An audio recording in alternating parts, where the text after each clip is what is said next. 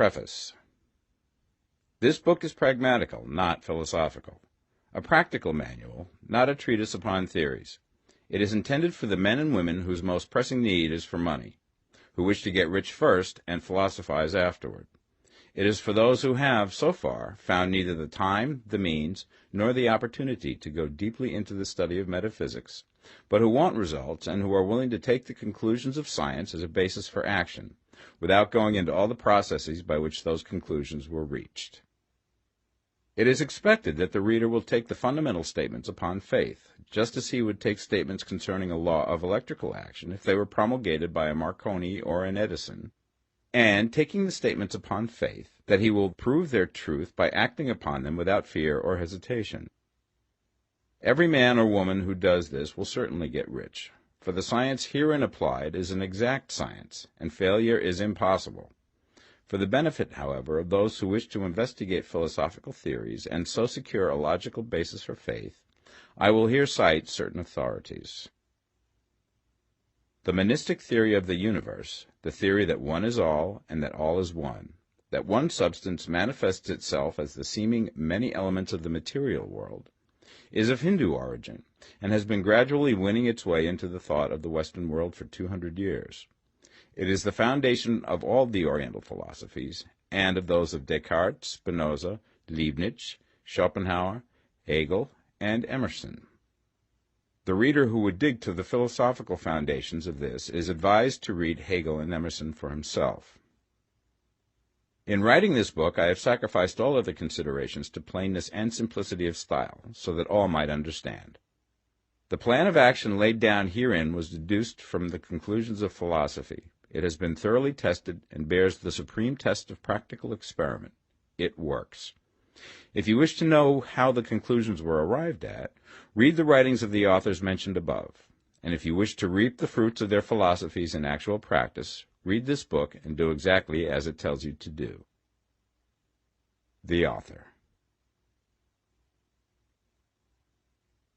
Chapter 1. The Right to be Rich. Whatever may be said in praise of poverty, the fact remains that it is not possible to live a really complete or successful life unless one is rich. No man can rise to his greatest possible height in talent or soul development unless he has plenty of money. For to unfold the soul and to develop talent he must have many things to use, and he cannot have these things unless he has money to buy them with. A man develops in mind, soul, and body by making use of these things, and society is so organized that man must have money in order to become the possessor of things. Therefore, the basis of all advancement for man must be the science of getting rich. The object of all life is development, and everything that lives has an inalienable right to all the development it is capable of attaining. Man's right to life means his right to have the free and unrestricted use of all things which may be necessary to his fullest mental, spiritual, and physical unfoldment, or, in other words, his right to be rich. I shall not speak of riches in a figurative way. To be really rich does not mean to be satisfied or contented with a little. No man ought to be satisfied with little if he is capable of using and enjoying more. The purpose of nature is the advancement and unfoldment of life, and every man should have all that can contribute to the power, elegance, beauty, and richness of life. To be content with less is sinful. The man who owns all he wants for the living of all the life he is capable of living is rich, and no man who has not plenty of money can have all he wants. Life has advanced so far and become so complex that even the most ordinary man or woman requires a great amount of wealth in order to live in a manner that even approaches completeness. Every person naturally wants to become all that they are capable of becoming. This desire to realize innate possibilities is inherent in human nature. We cannot help wanting to be all that we can be. Success in life is becoming what you want to be. You can become what you want to be only by making use of things, and you can have the free use of things only as you become rich enough to buy them. To understand the science of getting rich is therefore the most essential of all knowledge. There is nothing wrong in wanting to get rich. The desire for riches is really the desire for a richer, fuller, and more abundant life, and that desire is praiseworthy. The man who does not desire to live more abundantly is abnormal, and so the man who does not desire to have money enough to buy all he wants is abnormal. There are three motives for which we live. We live for the body, we live for the mind, we live for the soul. No one of these is better or holier than the other. All are alike desirable, and no one of the three, body, mind, or soul, can live fully if either of the others is cut short of full life and expression. It is not right or noble to live only for the soul and deny mind or body, and it is wrong to live for the intellect and deny body or soul. We are all acquainted with the loathsome consequences of living for the body and denying both mind and soul, and we see that real life means the complete expression of all that man can give forth through body, mind, and soul. Whatever he can say, no man can be really happy or satisfied unless his body is living fully in every function, and unless the same is true of his mind and his soul. Wherever there is unexpressed possibility, or function not performed, there is unsatisfied desire. Desire is possibility seeking expression, or function seeking performance. Man cannot live fully in body without good food, comfortable clothing, and warm shelter, and without freedom from excessive toil. Rest and recreation are also necessary to his physical life. He cannot live fully in mind without books and time to study them, without opportunity for travel and observation, or without intellectual companionship. To live fully in mind, he must have intellectual recreations, and must surround himself with all the objects of art and beauty he is capable of using and appreciating. To live fully in soul, man must have love, and love is denied expression by poverty. A man's highest happiness is found in the bestowal of benefits on those he loves. Love finds its most natural and spontaneous expression in giving. The man who has nothing to give cannot fill his place as a husband or father, as a citizen or as a man. It is in the use of material things that a man finds full life for his body, develops his mind, and unfolds his soul. It is therefore of supreme importance to him that he should be rich. It is perfectly right that you should desire to be rich. If you are a normal man or woman, you cannot help doing so. It is perfectly right that you should give your best attention to the science of getting rich, for it is the noblest and most necessary of all studies. If you neglect this study, you are derelict in your duty to yourself, to God, and humanity, for you can render to God and humanity no greater service than to make the most of yourself. Chapter 2. There is a science of getting rich. There is a science of getting rich, and it is an exact science, like algebra or arithmetic. There are certain laws which govern the process of acquiring riches. Once these laws are learned and obeyed by any man, he will get rich with mathematical certainty.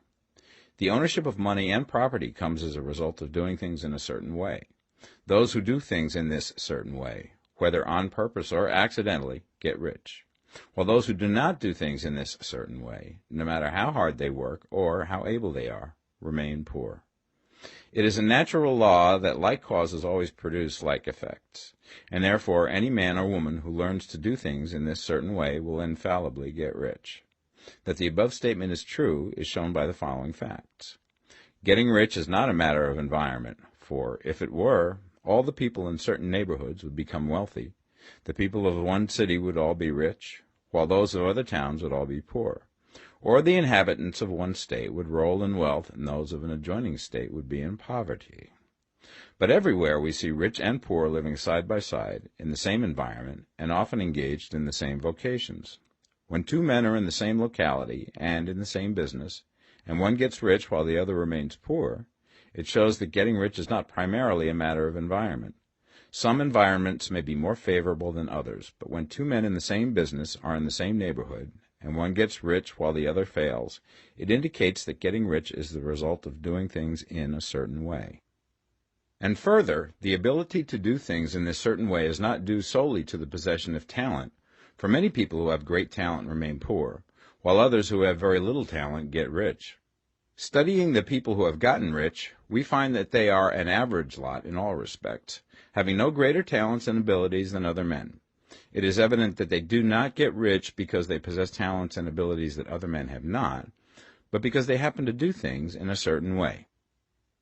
Getting rich is not the result of saving or thrift. Many very penurious people are poor, while free spenders often get rich.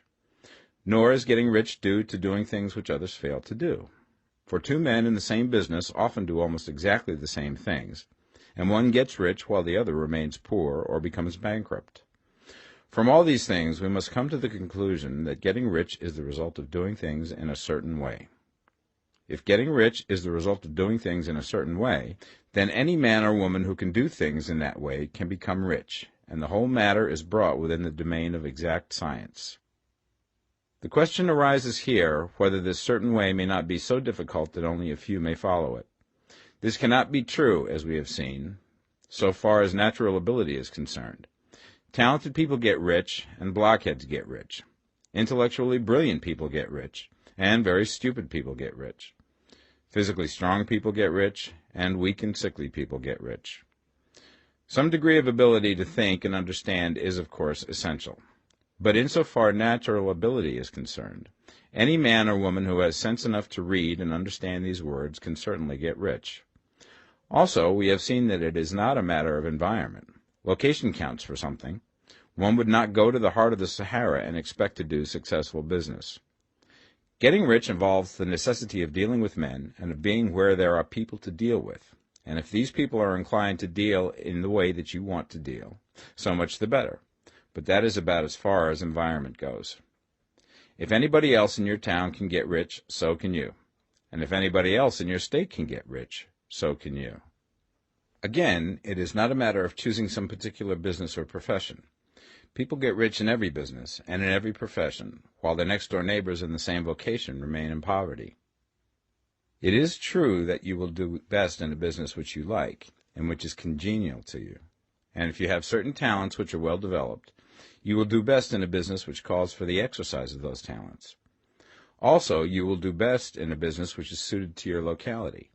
An ice cream parlor would do better in a warm climate than in Greenland, and a salmon fishery will succeed better in the Northwest than in Florida, where there are no salmon.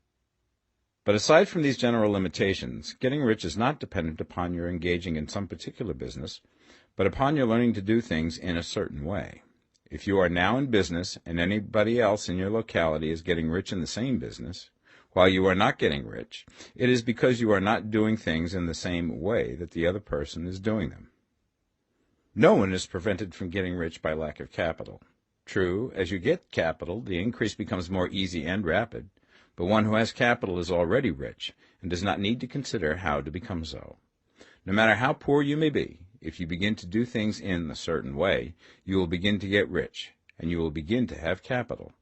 The getting of capital is a part of the process of getting rich, and it is a part of the result which invariably follows the doing of things in a certain way. You may be the poorest man on the continent and be deeply in debt. You may have neither friends, influence, nor resources, but if you begin to do things in this way, you must infallibly begin to get rich, for the like causes must produce like effects. If you have no capital, you can get capital. If you're in the wrong business, you can get into the right business.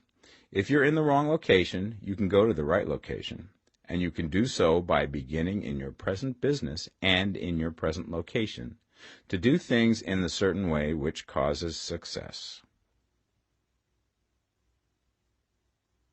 Chapter 3. Is opportunity monopolized? No man is kept poor because opportunity has been taken away from him, because other people have monopolized the wealth and have put a fence around it. You may be shut off from engaging in business in certain lines, but there are other channels open to you. Probably it would be hard for you to get control of any of the great railroad systems. That field is pretty well monopolized, but the electric railway business is still in its infancy and offers plenty of scope for enterprise, and it will be but a very few years until traffic and transportation through the air will become a great industry, and in all its branches will give employment to hundreds of thousands and perhaps to millions of people. Why not turn your attention to the development of aerial transportation, instead of competing with J.J. Hill and others for a chance in the steam railway world? It is quite true that if you are a working man in the employ of the Steel Trust, you have very little chance of becoming the owner of the plant in which you work. But it is also true that if you will commence to act in a certain way, you can soon leave the employ of the Steel Trust. You can buy a farm from 10 to 40 acres and engage in business as a producer of foodstuffs. There is great opportunity at this time for men who will live upon small tracts of land and cultivate the same intensively. Such men will certainly get rich. You may say that it is impossible for you to get the land, but I'm going to prove to you that it is not impossible, and that you can certainly get a farm if you will go to work in a certain way. At different periods, the tide of opportunity sets in different directions, according to the needs of the whole, and the particular stage of social evolution which has been reached.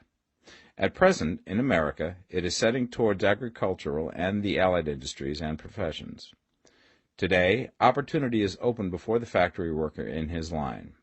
It is open before the businessman who supplies the farmer more than before the one who supplies the factory worker, and before the professional man who waits upon the farmer more than before the one who serves the working class. There is an abundance of opportunity for the man who will go with the tide instead of trying to swim against it. So the factory workers, either as individuals or as a class, are not deprived of opportunity. The workers are not being kept down by their masters. They are not being ground by the trusts and combinations of capital. As a class, they are where they are because they do not do things in a certain way. If the workers of America chose to do so, they could follow the example of their brothers in Belgium and other countries and establish great department stores and cooperative industries. They could elect men of their own class to office and pass laws favoring the development of such cooperative industries, and in a few years they could take peaceable possession of the industrial field. The working class may become the master class whenever they will begin to do things in a certain way. The law of wealth is the same for them as it is for all others. This they must learn, and they will remain where they are as long as they continue to do as they do. The individual worker, however, is not held down by the ignorance or the mental slothfulness of his class. He can follow the tide of opportunity to riches, and this book will tell him how. No one is kept in poverty by a shortness in the supply of riches. There is more than enough for all. A palace as large as the Capitol in Washington might be built for every family on earth from the building material in the United States alone. And under intensive cultivation, this country would produce wool, cotton, linen, and silk enough to clothe each person in the world finer than Solomon was arrayed in all his glory, together with food enough to feed them all luxuriously.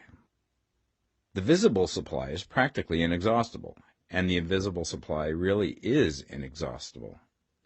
Everything you see on earth is made from one original substance, out of which all things proceed. New forms are constantly being made, and older ones are dissolving, but all are shapes assumed by one thing. There is no limit to the supply of formless stuff or original substance. The universe is made out of it, but it was not all used in making the universe. The spaces in, through, and between the forms of the visible universe are permeated and filled with the original substance, with the formless stuff, with the raw material of all things. 10,000 times as much has been made might still be made, and even then we should not have exhausted the supply of universal raw material. No man, therefore, is poor because nature is poor, or because there is not enough to go around. Nature is an inexhaustible storehouse of riches. The supply will never run short. Original substance is alive with creative energy and is constantly producing more forms. When the supply of building material is exhausted, more will be produced. When the soil is exhausted so that foodstuffs and materials for clothing will no longer grow upon it, it will be renewed or more soil will be made. When all the gold and silver has been dug from the earth, if man is still in such a stage of social development that he needs gold and silver, more will be produced from the formless. The formless stuff responds to the needs of man. It will not let him be without any good thing. This is true of man collectively. The race as a whole is always abundantly rich, and if individuals are poor, it is because they do not follow the certain way of doing things which makes the individual man rich. The formless stuff is intelligent. It is stuff which thinks. It is alive, and is always impelled towards more life. It is the natural and inherent impulse of life to seek to live more. It is the nature of intelligence to enlarge itself, and of consciousness to seek to extend its boundaries and find fuller expression. The universe of forms has been made by formless living substance, throwing itself into form in order to express itself more fully. The universe is a great living presence, always moving inherently towards more life and fuller functioning. Nature is formed for the advancement of life. Its impelling motive is the increase of life. For this cause, everything which can possibly minister to life is bountifully provided. There can be no lack unless God is to contradict himself and nullify his own works. You are not kept poor by lack in the supply of riches. It is a fact which I shall demonstrate a little further on, that even the resources of the formless supply are at the command of the man or woman who will act and think in a certain way. Chapter 4. The first principle in the science of getting rich. Thought is the only power which can produce tangible riches from the formless substance. The stuff from which all things are made is a substance which thinks, and a thought of form in this substance produces the form. Original substance moves according to its thoughts. Every form and process you see in nature is the visible expression of a thought in original substance. As the formless stuff thinks of a form, it takes that form. As it thinks of a motion, it makes that motion. That is the way all things were created. We live in a thought world, which is part of a thought universe.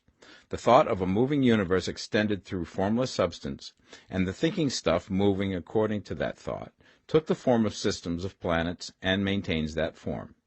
Thinking substance takes the form of its thought and moves according to that thought. Holding the idea of a circling system of suns and worlds, it takes the form of these bodies and moves them as it thinks. Thinking the form of a slow-growing oak tree, it moves accordingly and produces the tree, though centuries may be required to do the work. In creating, the formless seems to move according to the lines of motion it has established. The thought of an oak tree does not cause the instant formation of a full-grown tree, but it does start in motion the forces which will produce the tree, along established lines of growth. Every thought of form held in thinking substance causes the creation of the form, but always, or at least generally, along lines of growth and action already established. The thought of a house of a certain construction, if it were impressed upon formless substance, might not cause the instant formation of the house, but it would cause the turning of creative energies already working in trade and commerce into such channels as to result in the speedy building of the house. And if there were no existing channels through which the creative energy could work, then the house would be formed directly from primal substance, without waiting for the slow processes of the organic and inorganic world. No thought of form can be impressed upon original substance without causing the creation of the form. Man is a thinking center and can originate thought. All the forms that man fashions with his hands must first exist in his thought. He cannot shape a thing until he has thought that thing. And so far, man has confined his efforts wholly to the work of his hands. He has applied manual labor to the world of forms, seeking to change or modify those already existing. He has never thought of trying to cause the creation of new forms by impressing his thoughts upon formless substance. When man has a thought form, he takes material from the forms of nature and makes an image of the form which is in his mind. He has so far made little or no effort to cooperate with formless intelligence, to work with the Father. He has not dreamed that he can do what he seeth the Father doing. Man reshapes and modifies existing forms by manual labor. He has given no attention to the question whether he may not produce things from formless substance by communicating his thoughts to it. We propose to prove that he may do so, to prove that any man or woman may do so, and to show how. As our first step, we must lay down the three fundamental propositions. First, we assert that there is one original formless stuff, or substance, from which all things are made. All the seemingly many elements are but different presentations of one element. All the many forms found in organic and inorganic nature are but different shapes, made from the same stuff. And this stuff is thinking stuff. A thought held in it produces the form of the thought. Thought, in thinking substance, produces shapes. Man is a thinking center, capable of original thought. If a man can communicate his thought to original thinking substance, he can cause the creation or formation of the thing he thinks about. To summarize this, there is a thinking stuff from which all things are made, and which, in its original state, permeates, penetrates, and fills the interspaces of the universe. A thought in this substance produces the thing that is imaged by the thought. Man can form things in his thought, and, by impressing his thought upon formless substance, can cause the thing he thinks about to be created. It may be asked if I can prove these statements, and without going into details, I answer that I can do so, both by logic and experience. Reasoning back from the phenomena of form and thought, I come to one original thinking substance. And reasoning forward from that thinking substance, I come to man's power to cause the formation of the thing he thinks about. And by experiment, I find the reasoning true. And this is my strongest proof. If one man who reads this book gets rich by doing what it tells him to do, that is evidence in support of my claim. But if every man who does what it tells him to do gets rich, that is proof positive until someone goes through the process and fails. The theory is true until the process fails, and this process will not fail. For every man who does exactly what this book tells him to do will get rich. I have said that men get rich by doing things in a certain way, and in order to do so, men must become able to think in a certain way. A man's way of doing things is the direct result of the way he thinks about things. To do things in a way that you want to do them, you will have to acquire the ability to think the way you want to think. This is the first step towards getting rich. To think what you want to think is to think truth, regardless of appearances. Every man has the natural and inherent power to think what he wants to think, but it requires far more effort to do so than it does to think the thoughts which are suggested by appearances. To think according to appearance is easy. To think truth regardless of appearances is laborious, and requires the expenditure of more power than any other work man is called upon to perform. There is no labor from which most people shrink as they do from that of sustained and consecutive thought. It is the hardest work in the world. This is especially true when truth is contrary to appearances.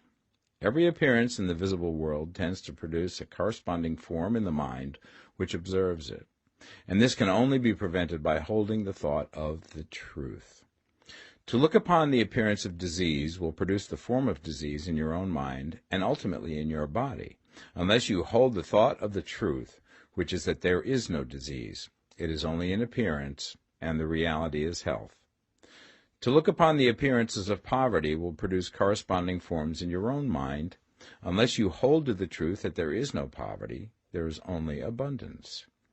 To think health when surrounded by the appearance of disease, or to think riches when in the midst of appearances of poverty, requires power, but he who acquires this power becomes a master mind.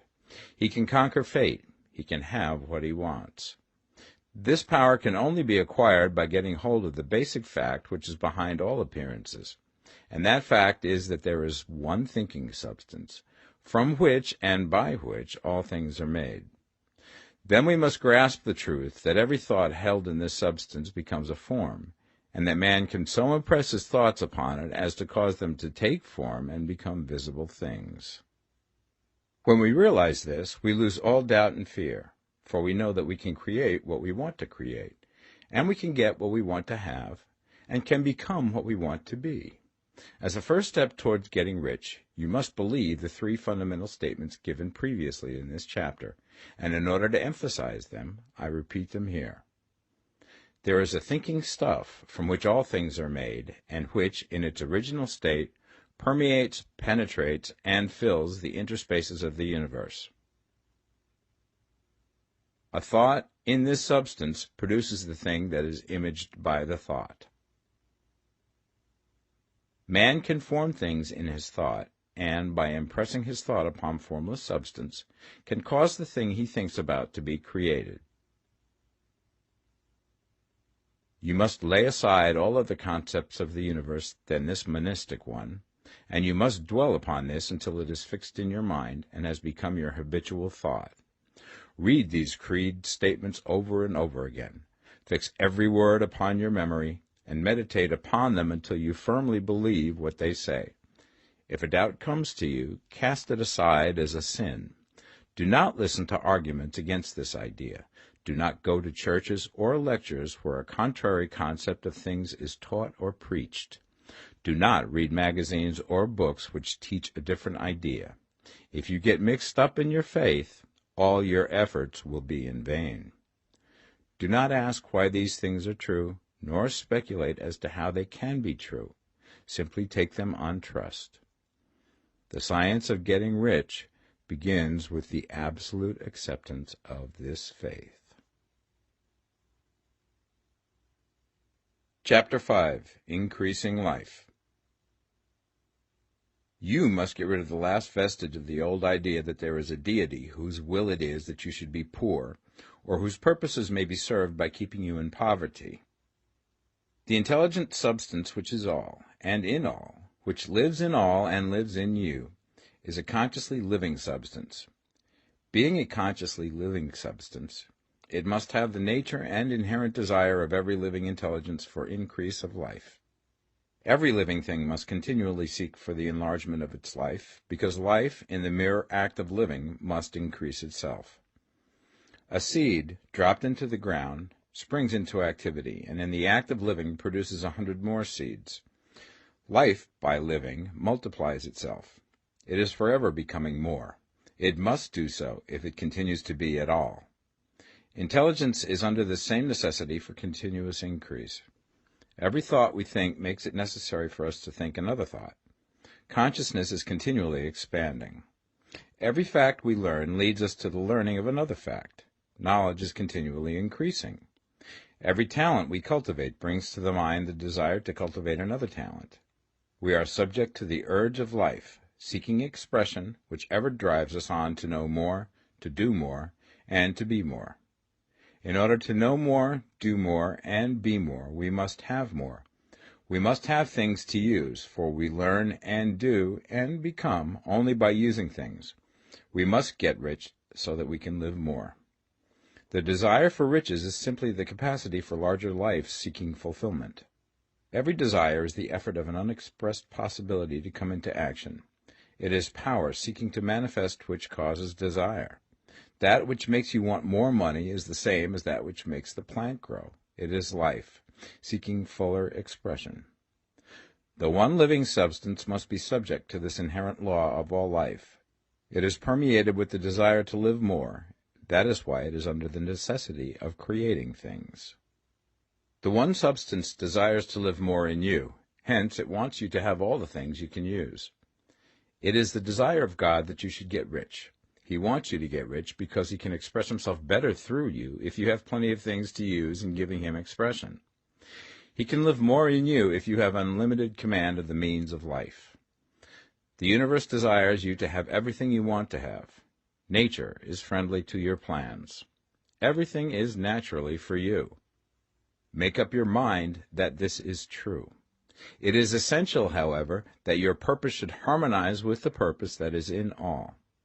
You must want real life, not mere pleasure of sensual gratification.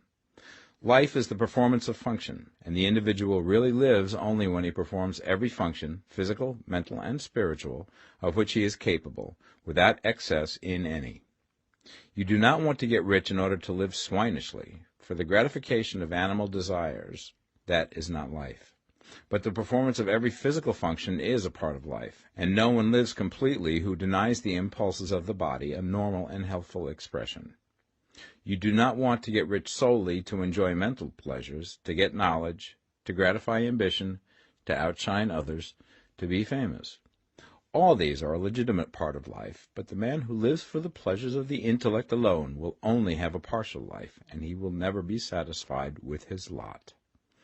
You do not want to get rich solely for the good of others, to lose yourself for the salvation of mankind, to experience the joys of philanthropy and sacrifice. The joys of the soul are only a part of life, and they are no better or nobler than any other part.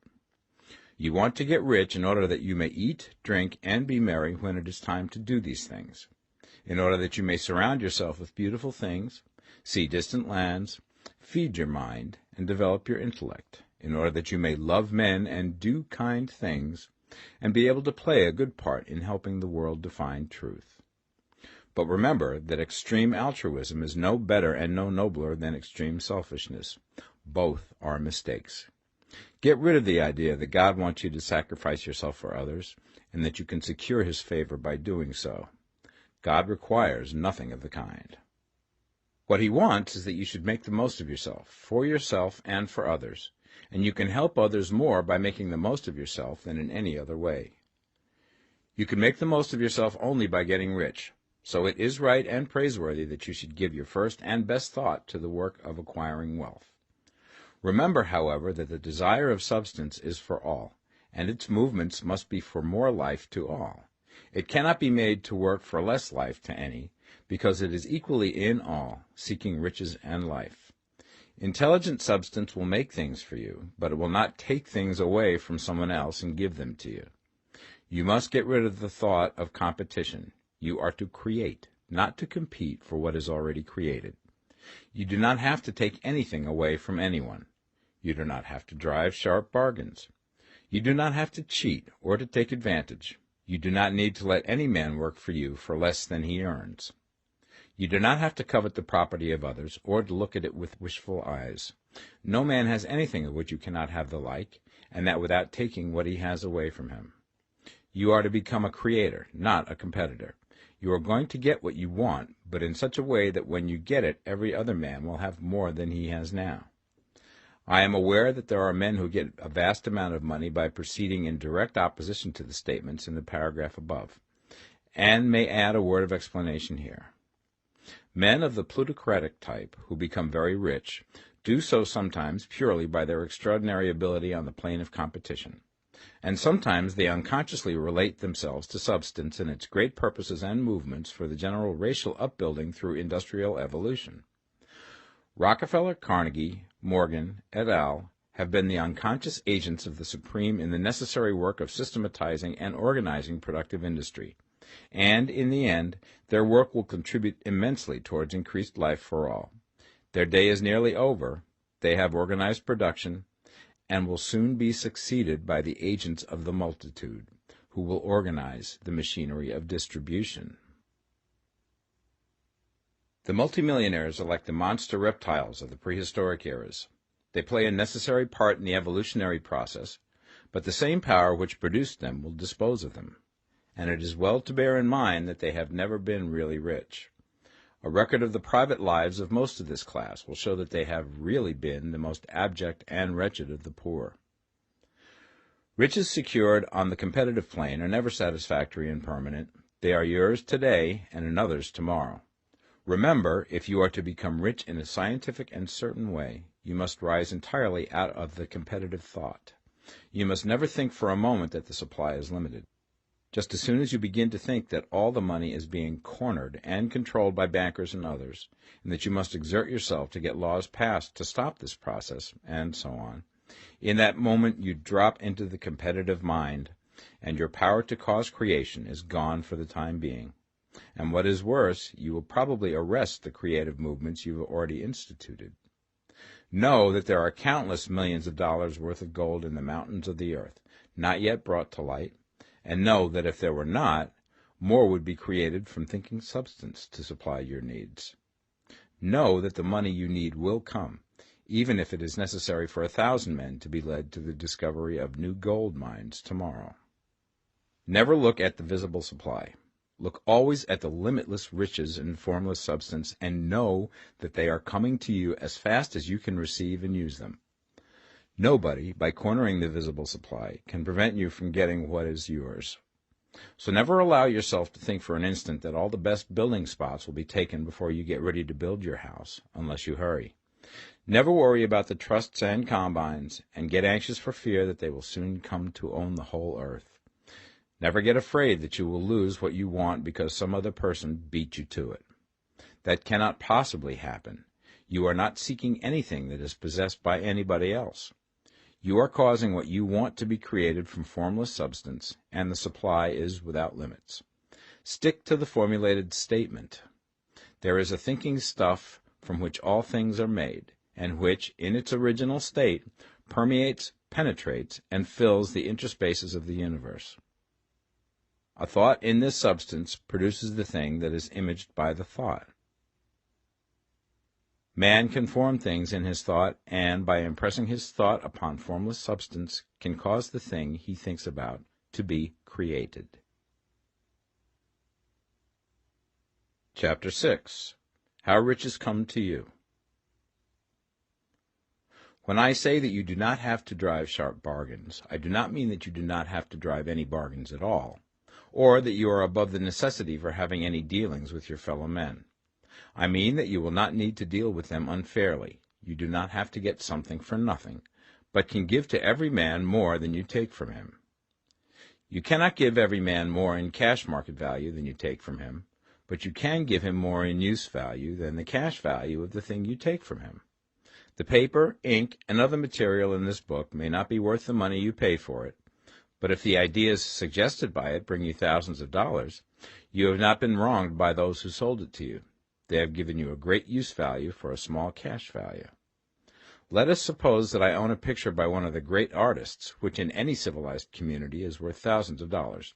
I take it to Baffin Ray, and by salesmanship induce an Eskimo to give a bundle of furs worth $500 for it. I have really wronged him, for he has no use for the picture. It has no value to him. It will not add to his life. But suppose I give him a gun worth $50 for his furs. Then he has made a good bargain. He has use for the gun. It will get him many more furs and much food. It will add to his life in every way. It will make him rich. When you rise from the competitive to the creative plane, you can scan your business transactions very strictly, and if you are selling any man anything which does not add more to his life than the thing he gives you in exchange, you can afford to stop it. You do not have to beat anybody in business, and if you are in a business which does beat people, get out of it at once. Give every man more in use value than you take from him in cash value. Then you are adding to the life of the world by every business transaction. If you have people working for you, you must take from them more in cash value than you pay them in wages. But you can so organize your business that it will be filled with the principle of advancement, and so that each employee who wishes to do so may advance a little every day. You can make your business do for your employees what this book is doing for you. You can so conduct your business that it will be a sort of ladder, by which every employee who will take the trouble may climb to riches himself, and, given the opportunity, if he will not do so, it is not your fault. And finally, because you are to cause the creation of your riches from formless substance which permeates all your environment, it does not follow that they are to take shape from the atmosphere and come into being before your eyes. If you want a sewing machine, for instance, I do not mean to tell you that you are to impress the thought of a sewing machine on thinking substance until the machine is formed without hands, in the room where you sit or elsewhere. But if you want a sewing machine, hold the mental image of it with the most positive certainty that it is being made, or is on its way to you. After once forming the thought, have the most absolute and unquestioning faith that the sewing machine is coming. Never think of it, or speak of it, in any other way than as being sure to arrive. Claim it as already yours. It will be brought to you by the power of the Supreme Intelligence, acting upon the minds of men. If you live in Maine, it may be that a man will be brought from Texas or Japan to engage in some transaction which will result in your getting what you want. If so, the whole matter will be as much to that man's advantage as it is to yours. Do not forget for a moment that the thinking substance is through all, in all, communicating with all, and can influence all. The desire of thinking substance for a fuller life and better living has caused the creation of all the sewing machines already made, and it can cause the creation of millions more, and will, whenever men set it in motion by desire and faith, and by acting in a certain way. You can certainly have a sewing machine in your house, and it is just as certain that you can have any other thing or things which you want, and which you will use for the advancement of your own life and the lives of others. You need not hesitate about asking largely. It is your Father's pleasure to give you the kingdom, said Jesus. Original substance wants to live all that is possible in you, and wants you to have all that you can or will use for the living of the most abundant life. If you fix upon your consciousness the fact that the desire you feel for the possession of riches is one with a desire of omnipotence for more complete expression, your faith becomes invincible. Once I saw a little boy sitting at a piano, and vainly tried to bring harmony out of the keys, and I saw that he was grieved and provoked by his inability to play real music. I asked him the cause of his vexation, and he answered, "I can feel the music in me, but I can't make my hands go right." The music in him was the urge of original substance, containing all the possibilities of all life. All that there is of music was seeking expression through the child. God, the one substance, is trying to live and do and enjoy things through humanity. He is saying, I want hands to build wonderful structures, to play divine harmonies, to paint glorious pictures. I want feet to run my errands, eyes to see my beauties, tongues to tell mighty truths and to sing marvelous songs, and so on. All that there is of possibility is seeking expression through men. God wants those who can play music to have pianos and every other instrument, and to have the means to cultivate their talents to the fullest extent. He wants those who can appreciate beauty to be able to surround themselves with beautiful things. He wants those who can discern truth to have every opportunity to travel and observe. He wants those who can appreciate dress to be beautifully clothed, and those who can appreciate good food to be luxuriously fed. He wants all these things because it is himself that enjoys and appreciates them. It is God who wants to play and sing and enjoy beauty and proclaim truth and wear fine clothes and eat good food. It is God that worketh in you to will and to do, said Paul. The desire you feel for riches is the infinite, seeking to express himself in you as he sought to find expression in the little boy at the piano. So you need not hesitate to ask largely. Your part is to focalize and express the desire to God. This is a difficult point with most people. They retain some of the old idea that poverty and self-sacrifice are pleasing to God. They look upon poverty as a part of the plan, a necessity of nature. They have the idea that God has finished his work and made all that he can make, and that the majority of men must stay poor because there is not enough to go around. They hold to so much of this erroneous thought that they feel ashamed to ask for wealth. They try not to want more than a very modest competence, just enough to make them fairly comfortable. I recall now the case of one student who was told that he must get in mind a clear picture of the things he desired, so that the creative thought of them might be impressed upon formless substance. He was a very poor man, living in a rented house, and having only what he earned from day to day, and he could not grasp the fact that all wealth was his. So, after thinking the matter over, he decided that he might reasonably ask for a new rug for the floor of his best room, and an anthracite coal stove to heat the house during the cold weather. Following the instructions given in this book, he obtained these things in a few months, and then it dawned upon him that he had not asked enough. He went through the house in which he lived, and planned all the improvements he would like to make in it. He mentally added a bay window here and a room there, until it was complete in his mind as an ideal home, and then he planned its furnishings. Holding the whole picture in his mind, he began living in the certain way, and moving towards what he wanted, and he now owns the house, and is rebuilding it after the form of his mental image. And now, with still larger faith, he is going to get greater things. It has been unto him according to his faith, and it is so with you and with all of us. Chapter 7. Gratitude. The illustrations given in the last chapter will have conveyed the fact that the first step towards getting rich is to convey the idea of your wants to the formless substance. This is true, and you will see that in order to do so, it becomes necessary to relate yourself to the formless intelligence in a harmonious way. To secure this harmonious relation is a matter of such primary and vital importance that I shall give some space to its discussion here, and give you instructions which, if you will follow them, will be certain to bring you into perfect unity of mind with God. The whole process of mental adjustment and atonement can be summed up in one word: gratitude.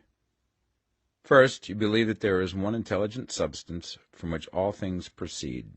Second, you believe that this substance gives you everything you desire. And third, you relate yourself to it by a feeling of deep and profound gratitude. Many people who order their lives rightly in all other ways are kept in poverty by their lack of gratitude. Having received one gift from God, they cut the wires which connect them with him by failing to make acknowledgment. It is easy to understand that the nearer we live to the source of wealth, the more wealth we shall receive.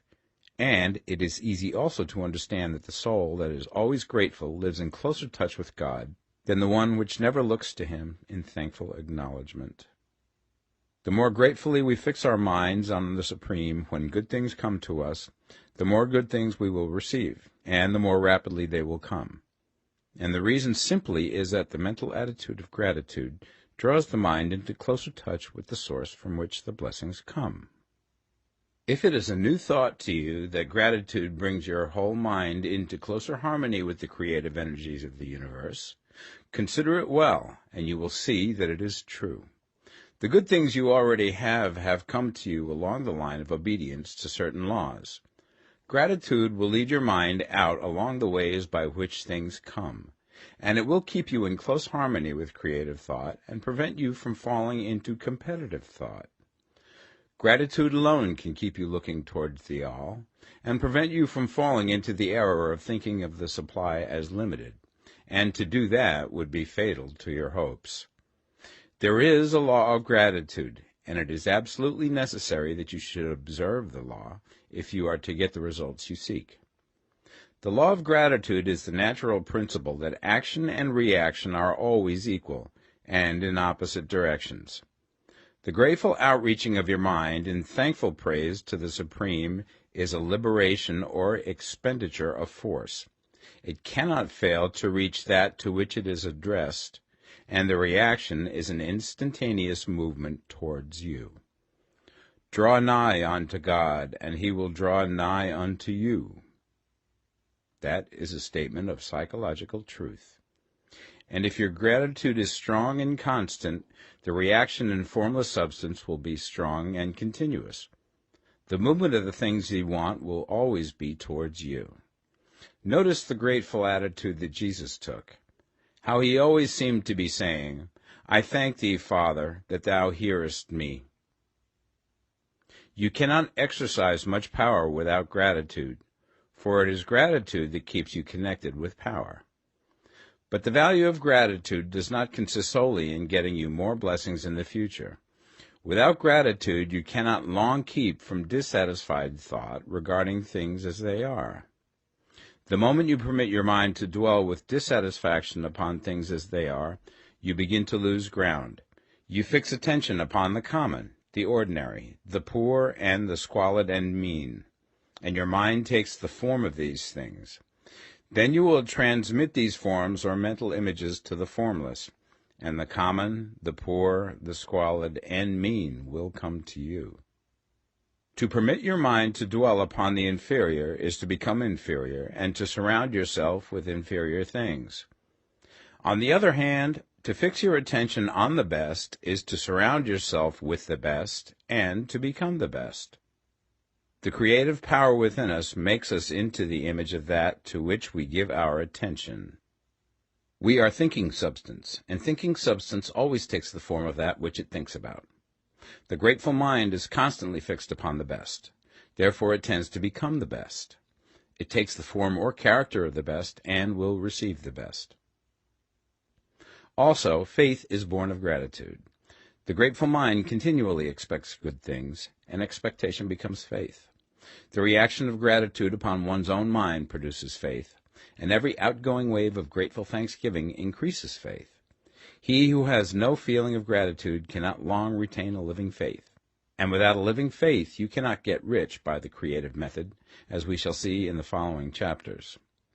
It is necessary, then, to cultivate the habit of being grateful for every good thing that comes to you, and to give thanks continuously. And because all things have contributed to your advancement, you should include all things in your gratitude. Do not waste time thinking or talking about the shortcomings or wrong actions of plutocrats or trust magnates. Their organization of the world has made your opportunity. All you get really comes to you because of them. Do not rage against corrupt politicians. If it were not for politicians, we should fall into anarchy, and your opportunity would be greatly lessened. God has worked a long time and very patiently to bring us up to where we are in industry and government, and he is going right on with his work. There is not the least doubt that he will do away with plutocrats, trust magnates, captains of industry, and politicians as soon as they can be spared. But in the meantime, behold, they are all very good. Remember that they are all helping to arrange the lines of transmission along which your riches will come to you, and be grateful to them all. This will bring you into harmonious relations with the good in everything, and the good in everything will move toward you.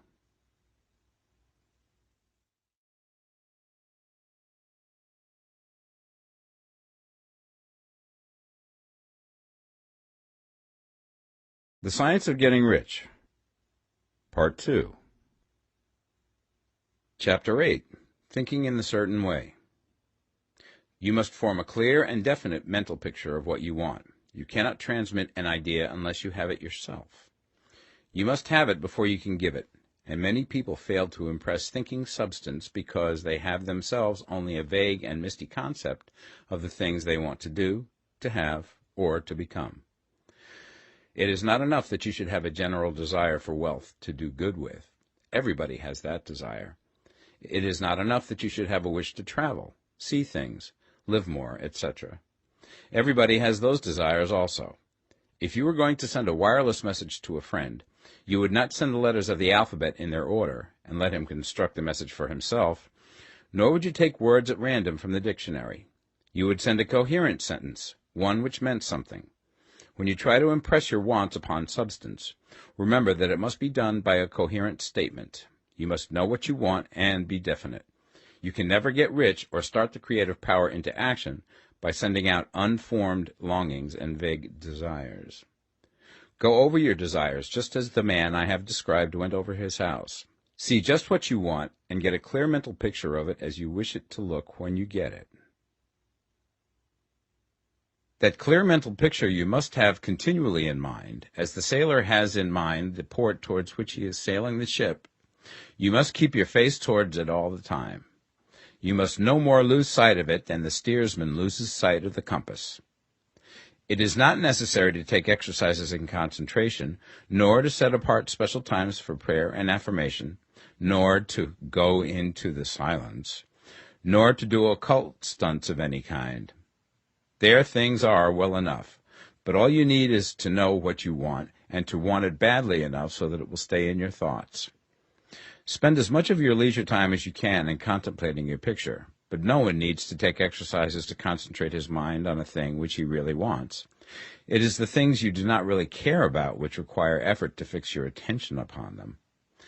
And unless you really want to get rich, so that the desire is strong enough to hold your thoughts directly to the purpose, as the magnetic pole holds the needle of the compass, it will hardly be worthwhile for you to try to carry out the instructions given in this book.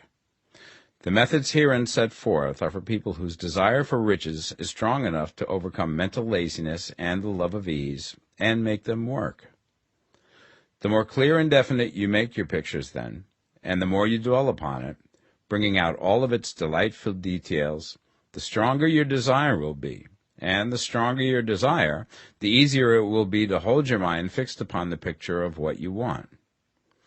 Something more is necessary, however, than merely to see the picture clearly. If that is all you do, you are only a dreamer, and will have little or no power for accomplishment. Behind your clear vision must be the purpose to realize it, to bring it out in tangible expression. And behind this purpose must be an invincible and unwavering faith that the thing is already yours, that it is at hand, and you have only to take possession of it. Live in the new house mentally until it takes form around you physically. In the mental realm, enter at once into full enjoyment of the things you want.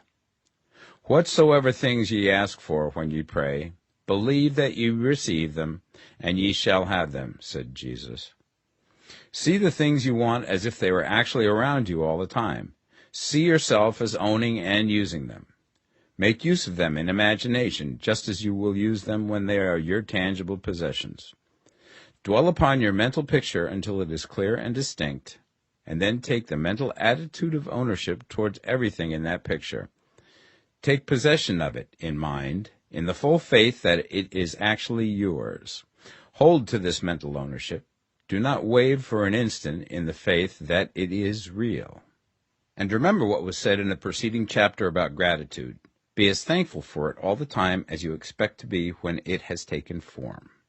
The man who can sincerely thank God for the things which as yet he owns only in imagination has real faith. He will get rich. He will cause the creation of whatsoever he wants. You do not need to pray repeatedly for things you want. It is not necessary to tell God about it every day. Use not vain repetitions as the heathens do, said Jesus to his pupils. For your Father knoweth that ye have need of these things before ye ask him. Your part is to intelligently formulate your desires for the things which make for a larger life, and to get these desires arranged into a coherent whole, and then to impress this whole desire upon the formless substance, which has the power and the will to bring you what you want. You do not make this impression by repeating strings of words. You make it by holding the vision with unshakable purpose to attain it, and with steadfast faith that you do attain it. The answer to your prayer is not according to your faith while you are talking, but according to your faith while you are working. You cannot impress the mind of God by having a special Sabbath day set apart to tell him what you want, and then forgetting him during the rest of the week.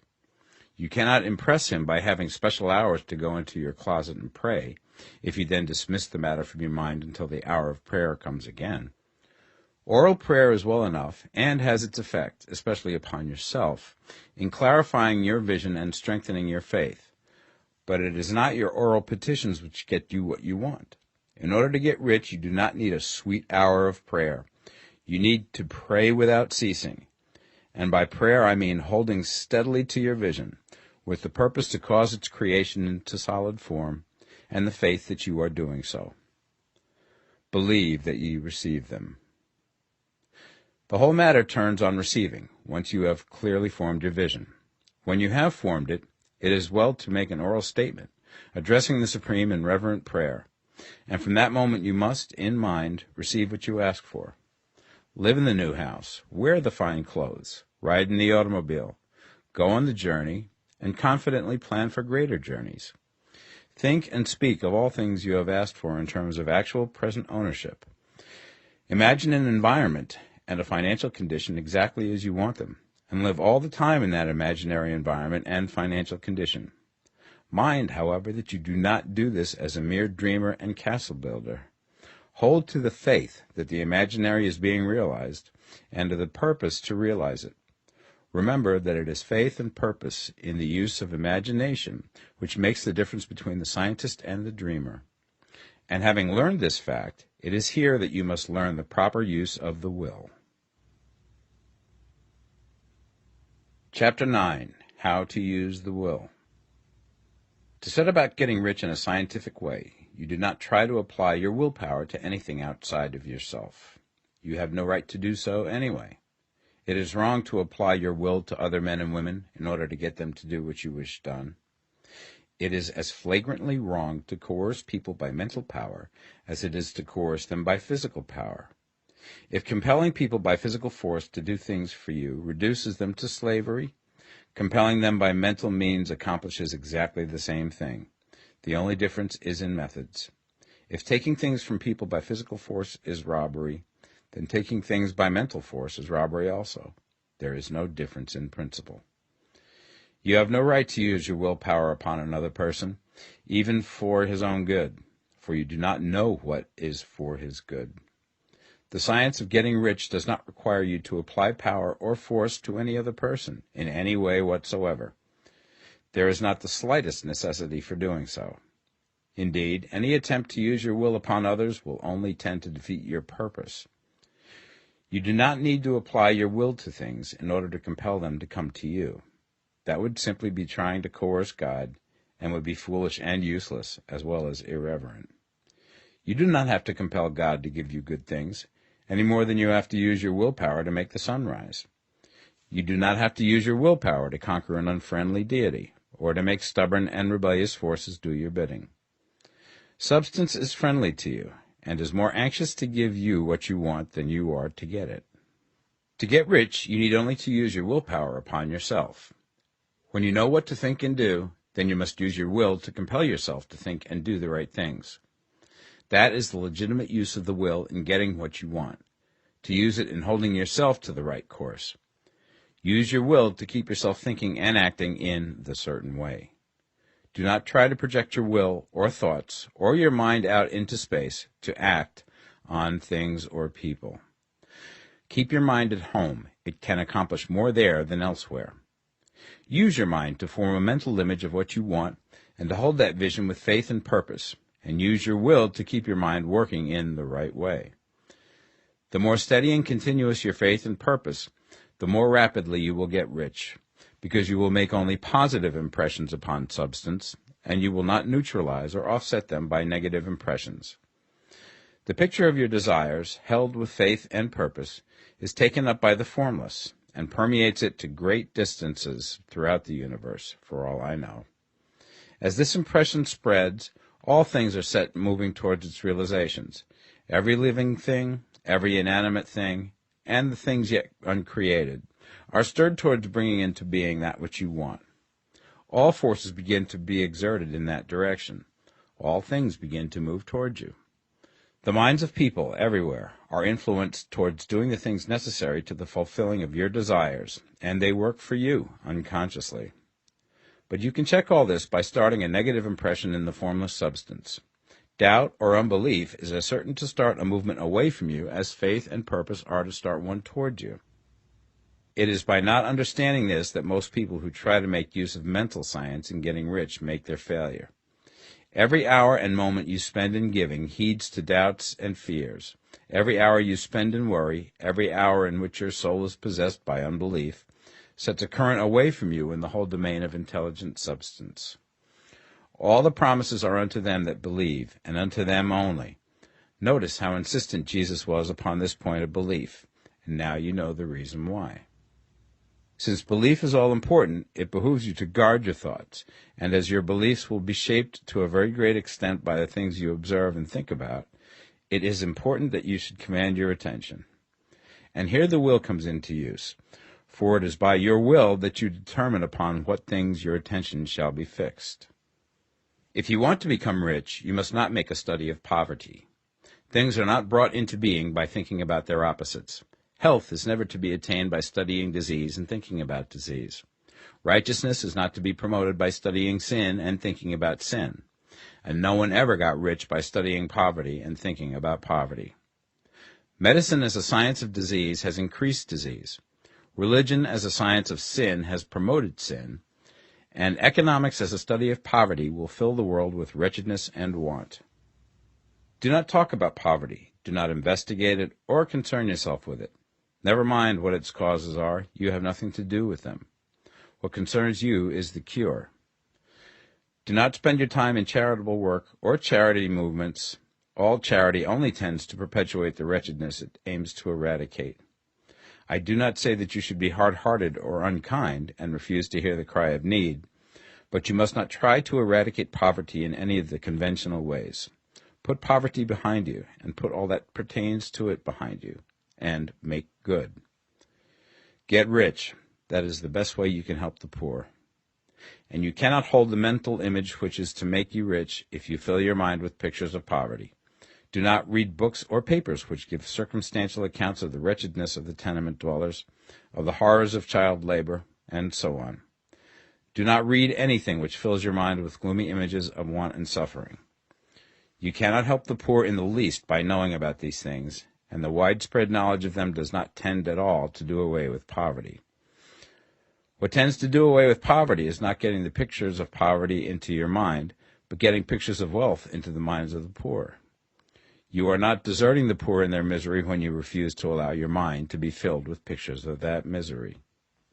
Poverty can be done away with, not by increasing the number of well-to-do people who think about poverty, but by increasing the number of poor people who purpose with faith to get rich.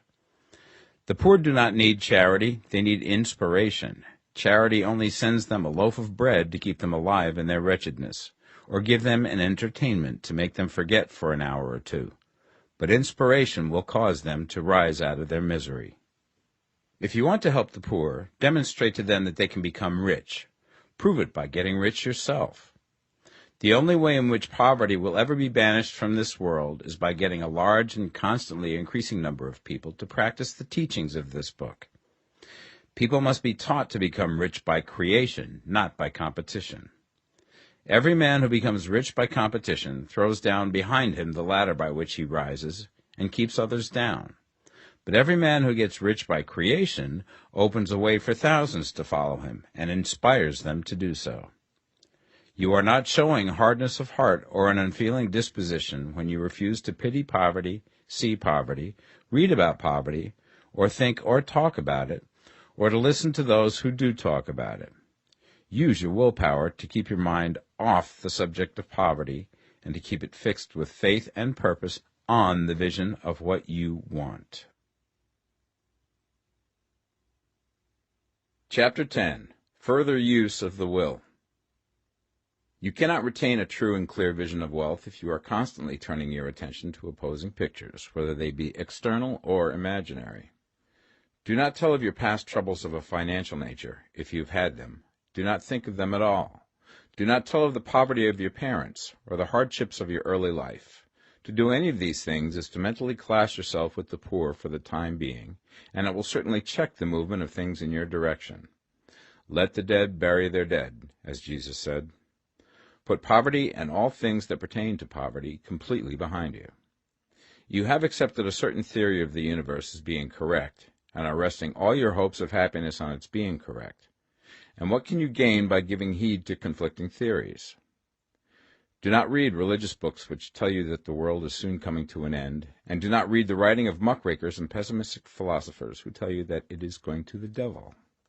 The world is not going to the devil. It is going to God. It is wonderful becoming. True, there may be a good many things in existing conditions which are disagreeable, but what is the use of studying them when they are certainly passing away, and when the study of them only tends to check their passing and keep them with us?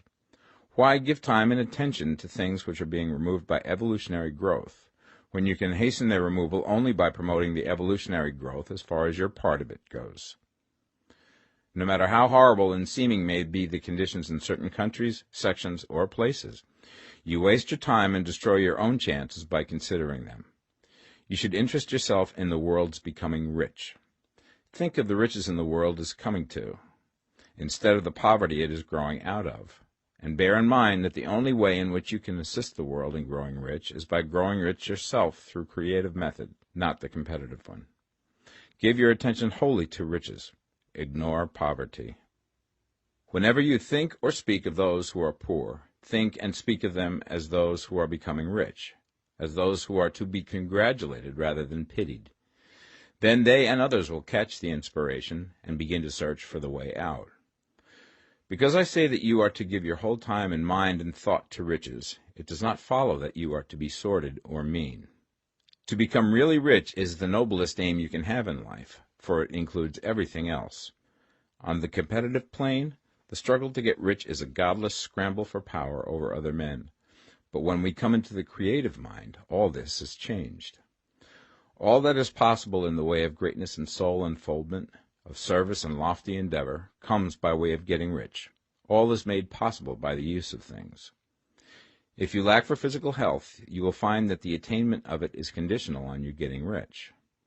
Only those who are emancipated from financial worry and who have the means to live a carefree existence and follow hygienic practices can have and retain health. Moral and spiritual greatness is possible only to those who are above the competitive battle for existence, and only those who are becoming rich on the plane of creative thought are free from the degrading influences of competition. If your heart is set on domestic happiness, remember that love flourishes best when there is refinement, a high level of thought, and freedom from corrupting influences. And these are to be found only where riches are attained by the exercise of creative thought, without strife or rivalry. You can aim at nothing so great or noble, I repeat, as to become rich, and you must fix your attention upon your mental picture of riches, to the exclusion of all that may tend to dim or obscure the vision. You must learn to see the underlying truth in all things. You must see beneath all seemingly wrong conditions the great one life, ever moving forward towards fuller expression and more complete happiness. It is the truth that there is no such thing as poverty, that there is only wealth. Some people remain in poverty because they are ignorant of the fact that there is wealth for them, and these can best be taught by showing them the way to affluence in your own person and practice.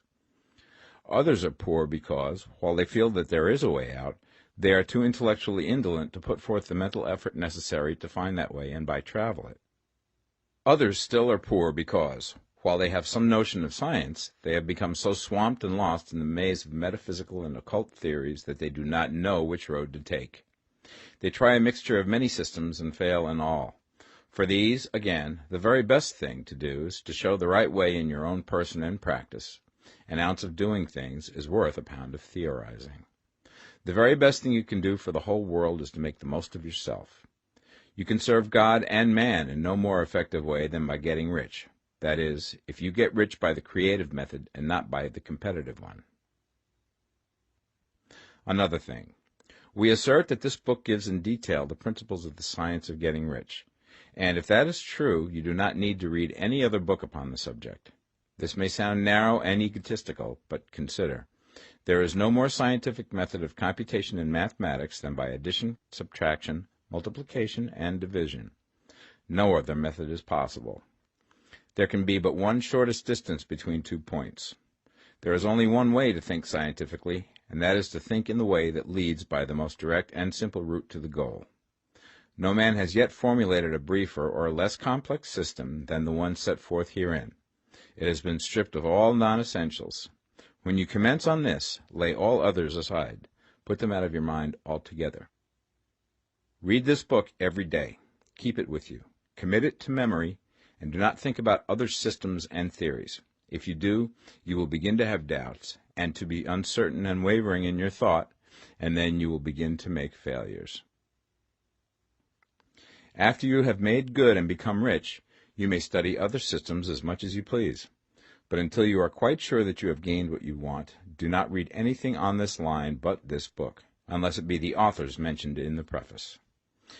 And read only the most optimistic comments on the world's news, those in harmony with your picture. Also, postpone your investigations into the occult.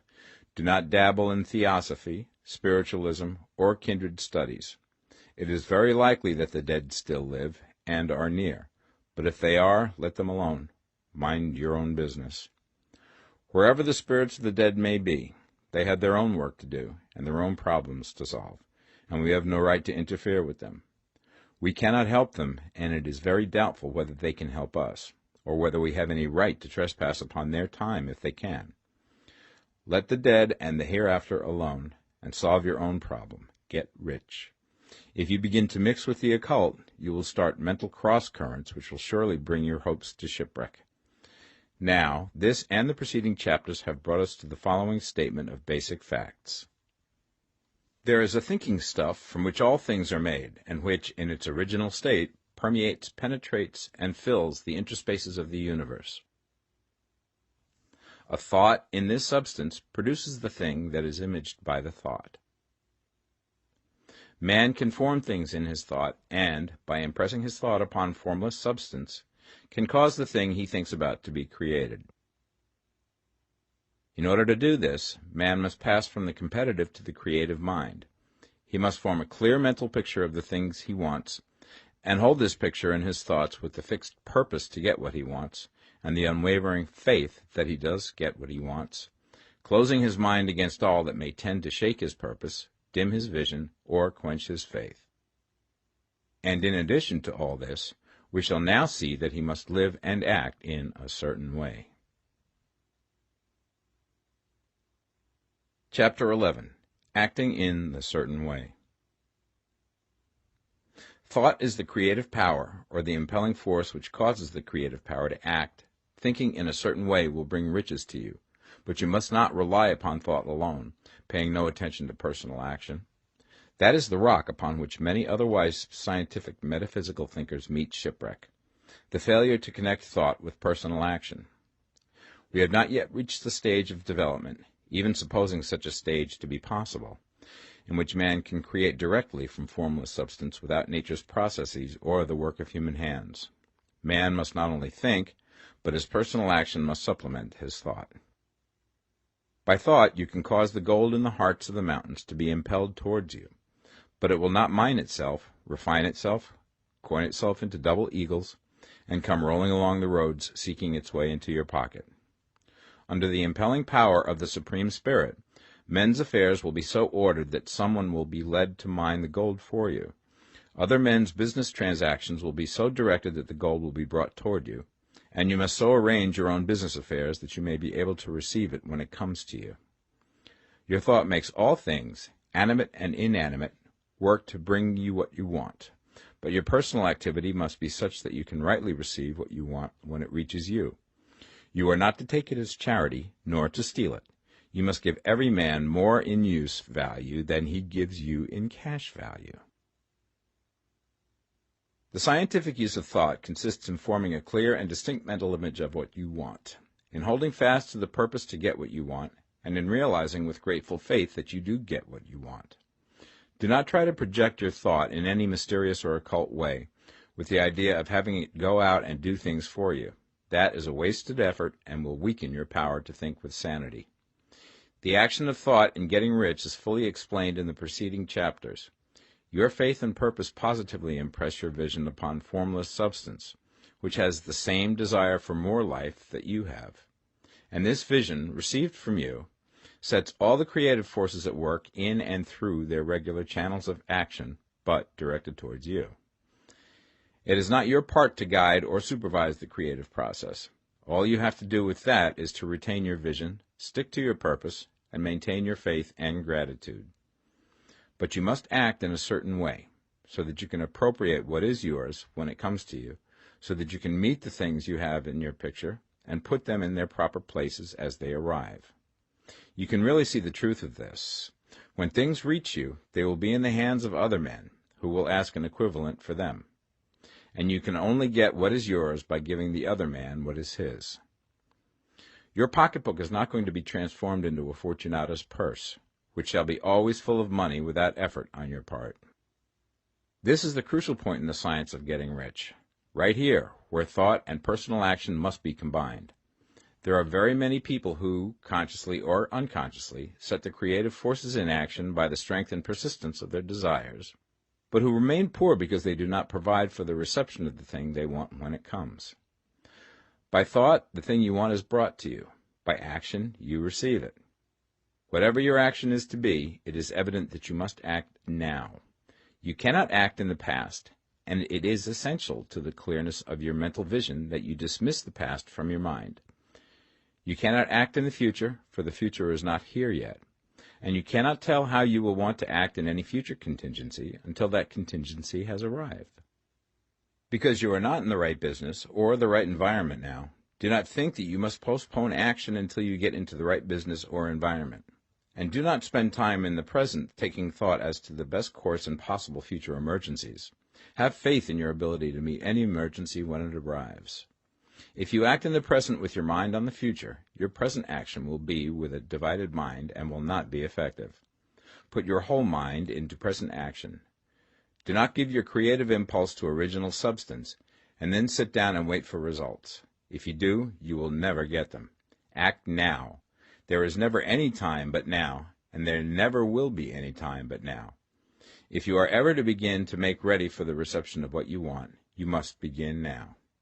And your action, whatever it is, must most likely be in your present business or employment, and must be upon the persons and things in your present environment. You cannot act where you are not, you cannot act where you have been, and you cannot act where you are going to be. You can act only where you are. Do not bother as to whether yesterday's work was well done or ill done. Do today's work well. Do not try to do tomorrow's work now. There will be plenty of time to do that when you get to it. Do not try, by occult or mystical means, to act on people or things that are out of your reach. Do not wait for a change of environment. Before you act, get a change of environment by action. You can so act upon the environment in which you are now as to cause yourself to be transferred to a better environment. Hold with faith and purpose the vision of yourself in the better environment, but act upon your present environment with all your heart and with all your strength and with all your mind. Do not spend any time in daydreaming or castle building. Hold to the one vision of what you want and act now. Do not cast about seeking some new thing to do, or some strange, unusual, or remarkable action to perform as a first step towards getting rich.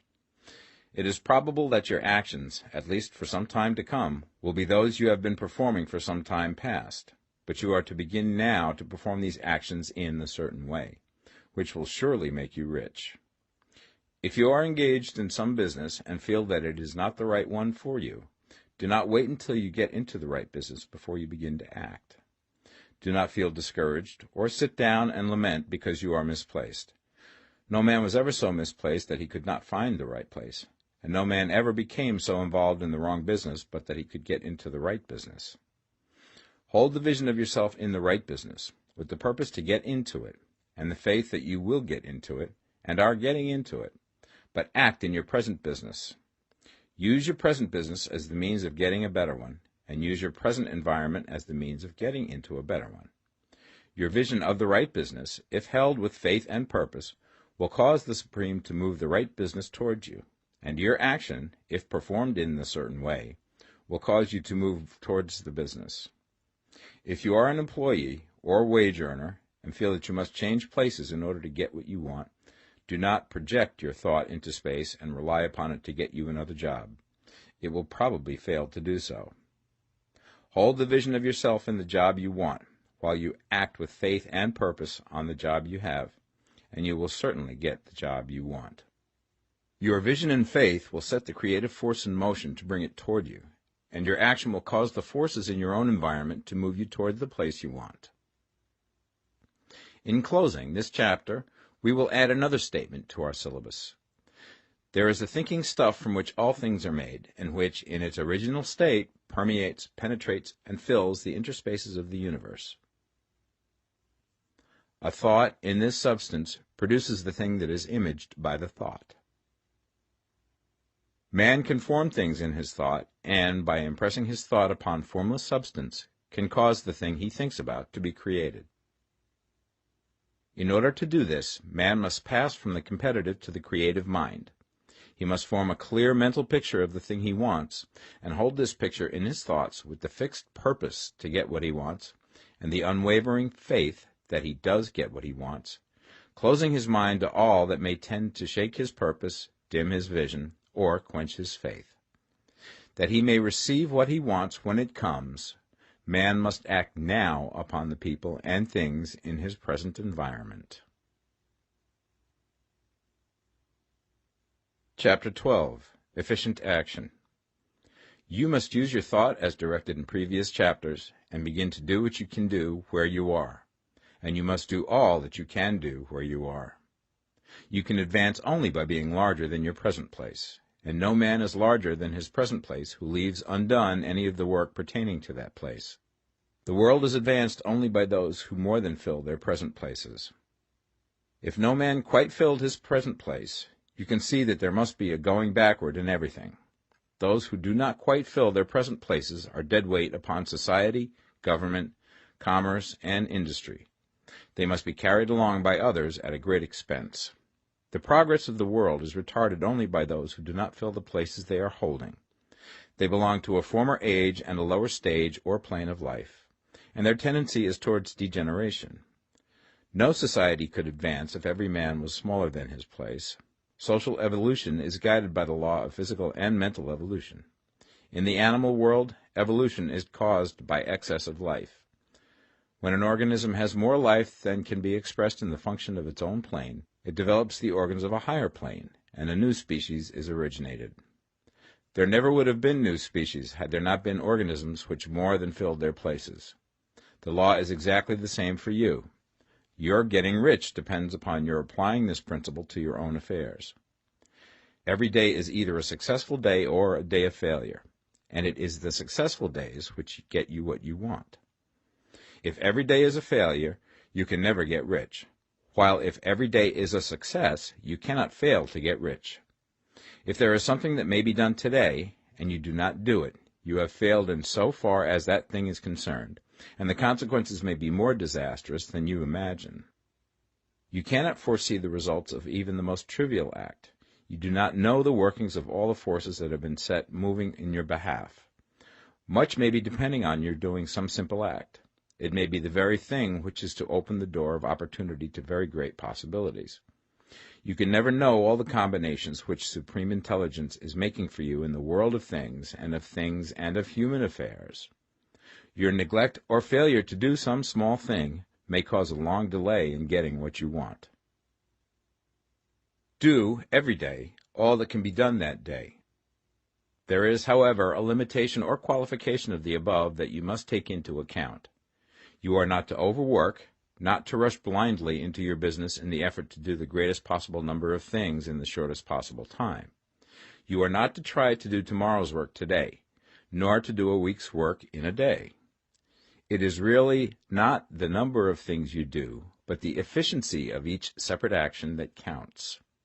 Every act is, in itself, either a success or a failure. Every act is, in itself, either effective or inefficient. Every inefficient act is a failure, and if you spend your life in doing inefficient acts, your whole life will be a failure. The more things you do, the worse for you if all your acts are inefficient ones.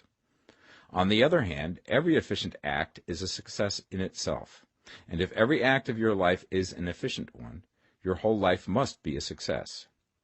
The cause of failure is doing too many things in an inefficient manner, and not doing enough things in an efficient manner. You will see that it is a self-evident proposition that if you do not do any inefficient acts, and if you do a sufficient number of efficient acts, you will become rich. If, now, it is possible for you to make each act an efficient one, you see again that the getting of riches is reduced to an exact science, like mathematics. The matter turns, then, on the questions whether you can make each separate act a success in itself, and this you certainly can do. You can make each act a success because all power is working with you, and all power cannot fail. Power is at your service, and to make each act efficient, you have only to put power into it. Every action is either strong or weak, and when everyone is strong, you are acting in a certain way, which will make you rich. Every act can be made strong and efficient by holding your vision while you are doing it, and putting the whole power of your faith and purpose into it. It is at this point that the people fail who separate mental power from personal action. They use the power of the mind in one place and at one time, and they act in another place at another time. So their acts are not successful in themselves. Too many of them are inefficient. But if all power goes into every act, no matter how commonplace, every act will be a success in itself. And as in the nature of things, every success opens the way to other successes, your progress towards what you want and the progress of what you want toward you will become increasingly rapid. Remember that successful action is cumulative in its results. Since the desire for more life is inherent in all things, when a man begins to move towards larger life, more things attach themselves to him, and the influence of his desire is multiplied. Do, every day, all that you can do that day, and do each act in an efficient manner. In saying that you must hold your vision while you are doing each act, however trivial or commonplace, I do not mean to say that it is necessary at all times to see the vision distinctly to its smallest details. It should be the work of your leisure hours to use your imagination on the details of your vision, and to contemplate them until they are firmly fixed upon memory. If you wish speedy results, spend practically all your spare time in this practice. By continuous contemplation you will get the picture of what you want, even to the smallest details, so firmly fixed upon your mind and so completely transferred to the mind of formless substance, that in your working hours you need only to mentally refer to the picture to stimulate your faith and purpose, and cause your best effort to be put forth. Contemplate your picture in your leisure hours until your consciousness is so full of it that you can grasp it instantly. You will become so enthused with its bright promises that the mere thought of it will call forth the strongest energies of your whole being.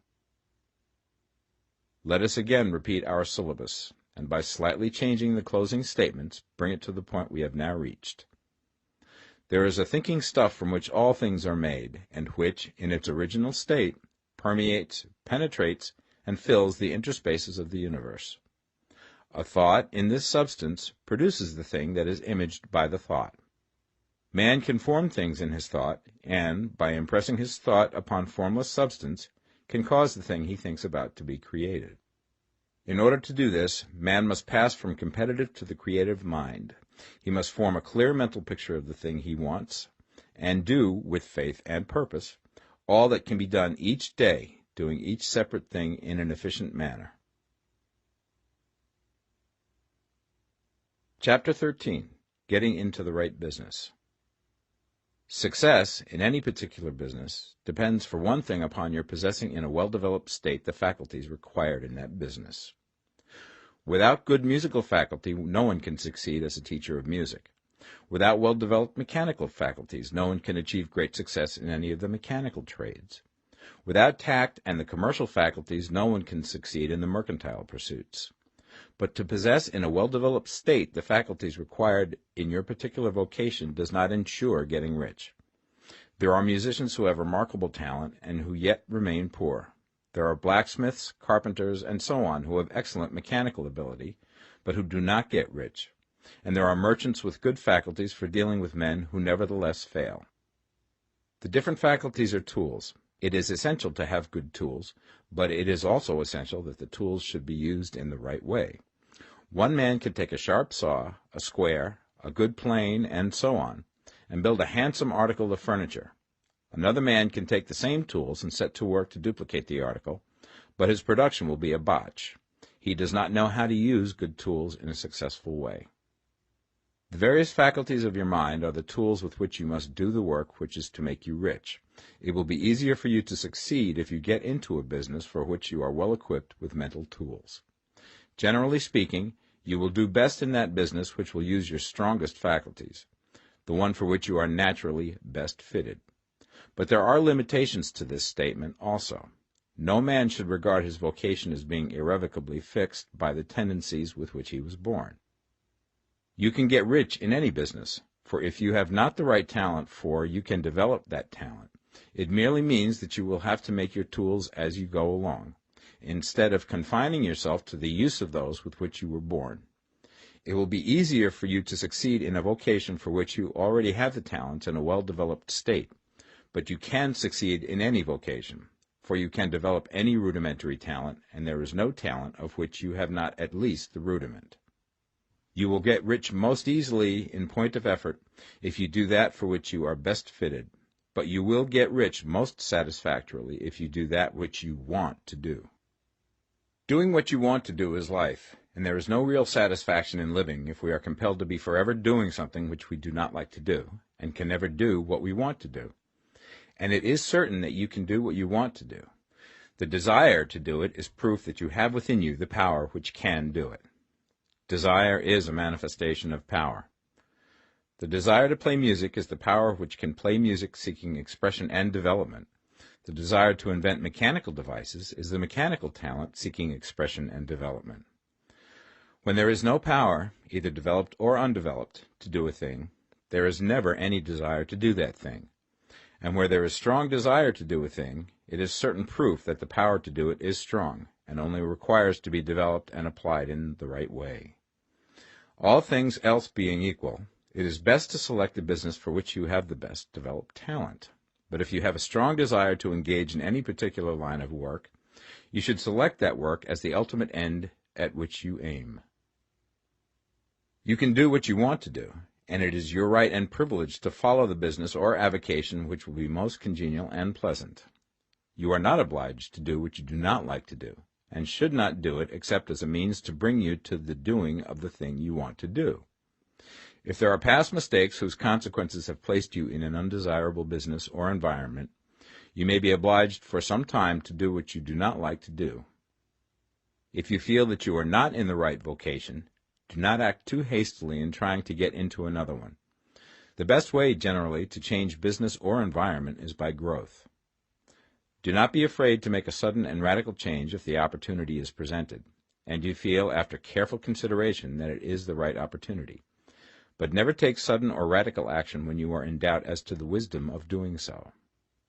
There is never any hurry on the creative plane, and there is no lack of opportunity. When you get out of the competitive mind, you will understand that you never need to act hastily. No one else is going to beat you to the thing you want to do. There is enough for all. If one space is taken, another and a better one will be opened for you a little further on. There is plenty of time. When you are in doubt, wait. Fall back on the contemplation of your vision, and increase your faith and purpose. And by all means, in times of doubt and indecision, cultivate gratitude.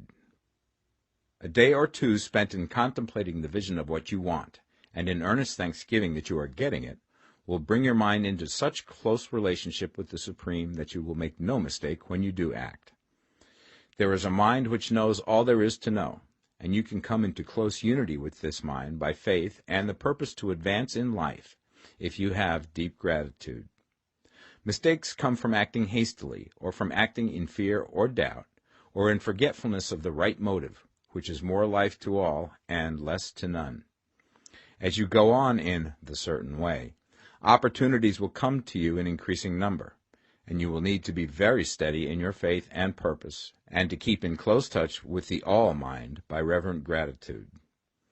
Do all that you can do in a perfect manner every day, but do it without haste, worry, or fear. Go as fast as you can, but never hurry. Remember that in the moment you begin to hurry, you cease to be a creator and become a competitor. You drop back upon the old plane again. Whenever you find yourself hurrying, call a halt. Fix your attention on the mental image of the thing you want, and begin to give thanks that you are getting it. The exercise of gratitude will never fail to strengthen your faith and renew your purpose. Chapter 14. The Impression of Increase. Whether you change your vocation or not, your actions for the present must be those pertaining to the business in which you are now engaged. You can get into the business you want by making constructive use of the business you are already established in, by doing your daily work in a certain way. And insofar as your business consists in dealing with other men, whether personally or by letter, the key thought of all your efforts must be to convey to their minds the impression of increase.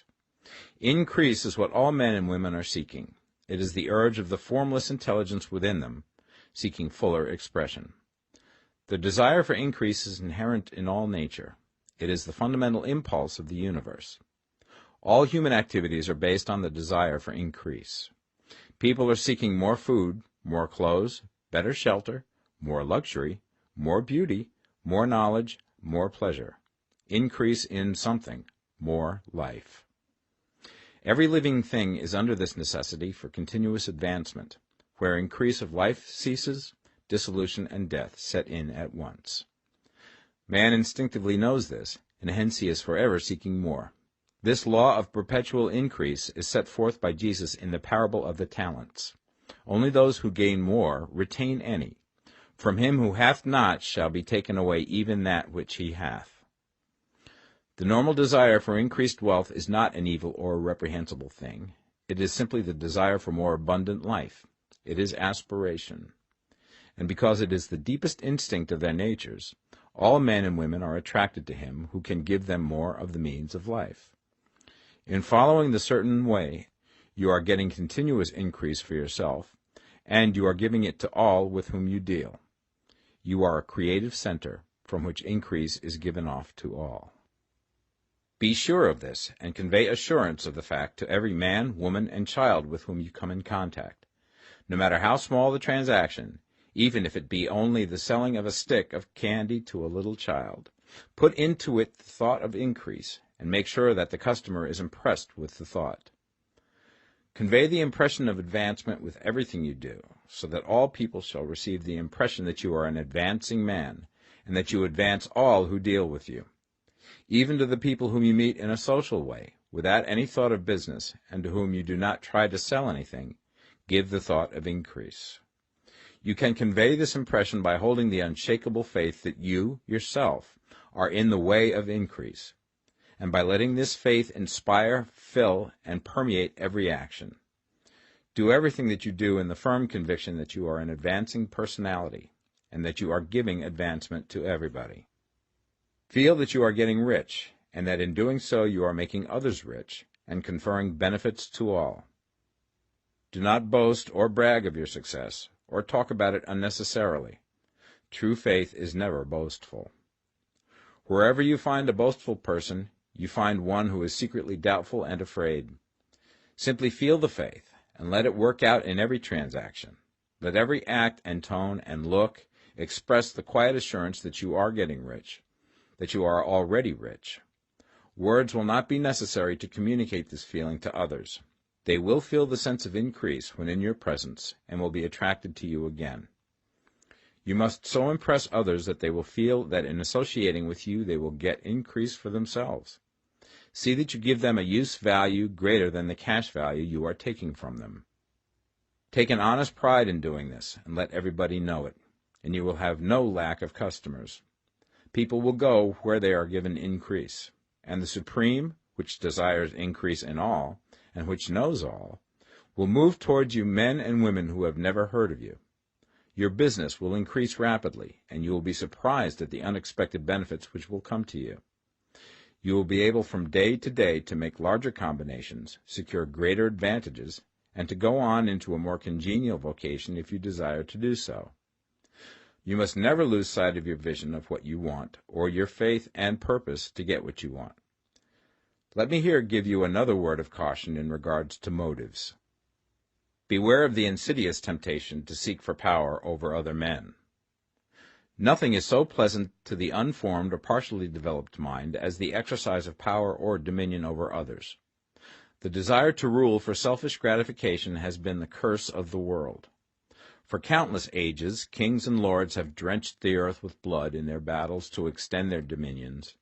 This not to seek more life for all, but to get more power for themselves. Today, the main motive in the business and industrial world is the same.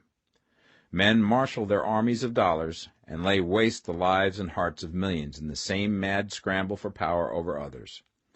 Commercial kings, like political kings, are inspired by the lust for power. Jesus saw in this desire for mastery the moving impulse of that evil world he sought to overthrow.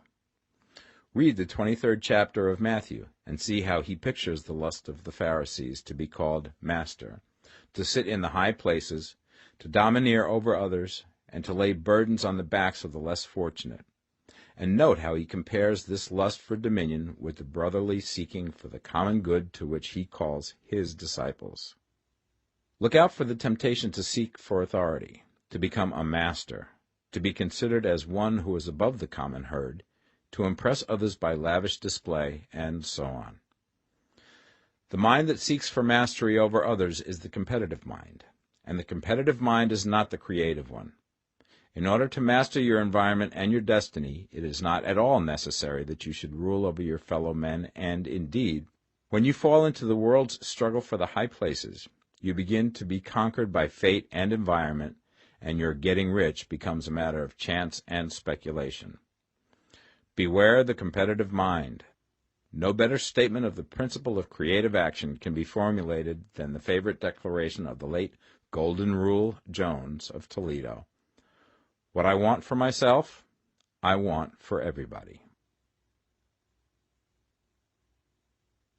Chapter 15. The Advancing Man. What I have said in the last chapter applies as well to the professional man and the wage earner as to the man who is engaged in mercantile business. No matter whether you are a physician, a teacher, or a clergyman, if you can give increase of life to others and make them sensible of the fact, they will be attracted to you and you will get rich. The physician who holds the vision of himself as a great and successful healer, and who works towards the complete realization of that vision with faith and purpose, as described in former chapters, will come into such close touch with the source of life that he will be phenomenally successful. Patients will come to him in throngs. No one has a greater opportunity to carry into effect the teaching of this book than the practitioner of medicine. It does not matter to which of the various schools he may belong, for the principle of healing is common to all of them, and may be reached by all alike. The advancing man in medicine, who holds to a clear mental image of himself as successful, and who obeys the laws of faith, purpose, and gratitude, will cure every curable disease he undertakes, no matter what remedies he may use. In the field of religion, the world cries out for the clergyman who can teach his hearers the true science of abundant life. He who masters the details of the science of getting rich, together with the allied sciences of being well, of being great, and of winning love, and who teaches these details from the pulpit, will never lack for a congregation. This is the gospel that the world needs. It will give increase of life, and men will hear it gladly, and will give liberal support to the man who brings it to them. What is now needed is a demonstration of the science of life from the pulpit. We want preachers who can not only tell us how, but who, in their own persons, will show us how. We need the preacher who will himself be rich, healthy, great, and beloved, to teach us how to attain to these things, and when he comes he will find a numerous and loyal following. The same is true of the teacher who can inspire the children with the faith and purpose of the advancing life. he will never be out of a job. And any teacher who has this faith and purpose can give it to his pupils. He cannot help giving it to them if it is part of his own life and practice. What is true of the teacher, preacher, and physician is true of the lawyer, dentist, real estate man, insurance agent, of everybody. The combined mental and personal action I have described is infallible. It cannot fail. Every man and woman who follows these instructions steadily, perseveringly, and to the letter will get rich. The law of the increase of life is as mathematically certain in its operation as the law of gravitation. Getting rich is an exact science. The wage earner will find this as true of his case as of any others mentioned. Do not feel that you have no chance to get rich because you are working where there is no visible opportunity for advancement, where wages are small and the cost of living high. Form your clear mental vision of what you want and begin to act with faith and purpose. Do the work that you can do every day and do each piece of work in a perfectly successful manner. Put the power of success and the purpose to get rich into everything that you do. But do not do this merely with the idea of currying favor with your employer in the hopes that he or those above you will see your good work and advance you. It is not likely that they will do so. The man who is merely a good workman, filling his place to the very best of his ability, and satisfied with that, is valuable to his employer, and it is not to the employer's interest to promote him. He is worth more where he is. To secure advancement, something more is necessary than to be too large for your place. The man who is certain to advance is the one who is too big for his place, and who has a clear concept of what he wants to be, who knows that he can become what he wants to be, and who is determined to be what he wants to be. Do not try to more than fill your present place with a view to pleasing your employer. Do it with the idea of advancing yourself. Hold the faith and purpose of increase during work hours, after work hours, and before work hours. Hold it in such a way that every person who comes in contact with you, whether foreman, fellow workman, or social acquaintance, will feel the power of purpose radiating from you, so that everyone will get the sense of advancement and increase from you. Men will be attracted to you, and if there is no possibility for advancement in your present job, you will very soon see an opportunity to take another job. There is a power which never fails to present opportunity to the advancing man who is moving in obedience to law. God cannot help helping you if you act in a certain way. He must do so in order to help himself. There is nothing in your circumstances or in the industrial situation that can keep you down. If you cannot get rich working for the Steel Trust, you can get rich on a 10-acre farm. And if you begin to move in the certain way, you will certainly escape from the clutches of the Steel Trust and get on to the farm or wherever else you wish to be. If a few thousands of its employees would enter upon the certain way, the Steel Trust would soon be in a bad plight. It would have to give its working men more opportunity or go out of business. Nobody has to work for a trust. The trusts can keep men in so-called hopeless conditions only so long as there are men who are too ignorant to know of the science of getting rich, or too intellectually slothful to practice it. Begin this way of thinking and acting, and your faith and purpose will make you quick to see any opportunity to better your condition. Such opportunities will speedily come, for the Supreme, working in all and working for you, will bring them before you. Do not wait for an opportunity to be all that you want to be. When an opportunity to be more than you are now is presented, and you feel impelled toward it, take it. It will be the first step towards a greater opportunity. There is no such thing possible in this universe as a lack of opportunities for the man who is living the advancing life. It is inherent in the constitution of the cosmos that all things shall be for him and work together for his good, and he must certainly get rich if he acts and thinks in the certain way. So let wage-earning men and women study this book with great care, and enter with confidence upon the course of action it prescribes. It will not fail. Chapter 16. Some Cautions and Concluding Observations. Many people will scoff at the idea that there is an exact science of getting rich. Holding the impression that the supply of wealth is limited, They will insist that social and governmental institutions must be changed before even any considerable number of people can acquire a competence. But this is not true. It is true that existing governments keep the masses in poverty, but this is because the masses do not think and act in the certain way. If the masses begin to move forward as suggested in this book, neither governments nor industrial systems can check them. All systems must be modified to accommodate the forward movement. If the people have the advancing mind, have the faith that they can become rich, and move forward with the fixed purpose to become rich, nothing can possibly keep them in poverty. Individuals may enter upon the certain way at any time and under any government, and may make themselves rich. And when any considerable number of individuals do so under any government, they will cause the system to be so modified as to open the way for others. The more men who get rich on the competitive plane, the worse for others. The more who get rich on the creative plane, the better for others. The economic salvation of the masses can only be accomplished by getting a large number of people to practice the scientific method set down in this book and become rich. These will show others the way and inspire them with a desire for real life, with the faith it can be attained, and with the purpose to attain it. For the present, however, it is enough to know that neither the government under which you live nor the capitalistic or competitive system of industry can keep you from getting rich. When you enter upon the creative plane of thought, you will rise above all these things and become a citizen of another kingdom. But remember that your thought must be held upon the creative plane. You are never for an instant to be betrayed into regarding the supply as limited, or into acting on the moral level of competition.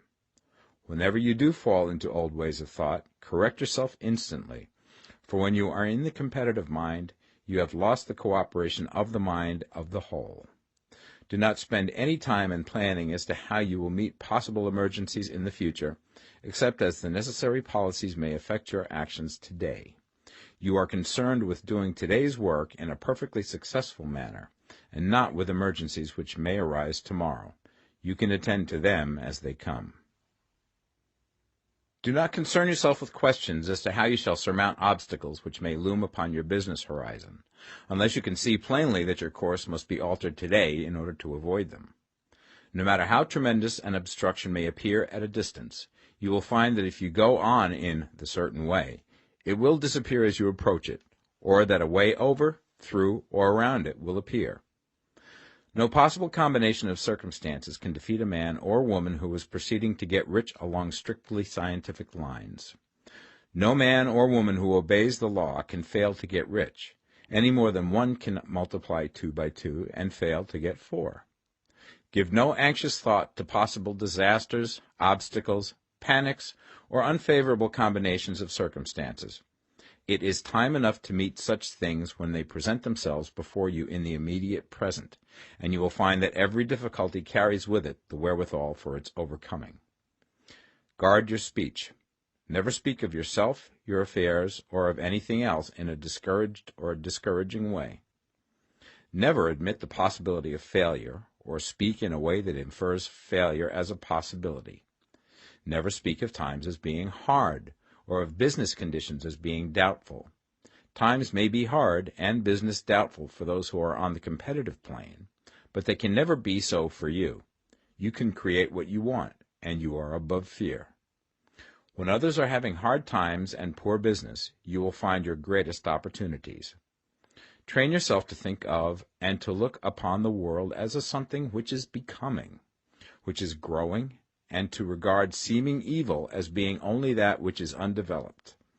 Always speak in terms of advancement. To do otherwise is to deny your faith, and to deny your faith is to lose it. Never allow yourself to feel disappointed. You may expect to have a certain thing at a certain time, and not get it at that time, and this will appear to you like failure. But if you hold to your faith, you will find that the failure is only apparent.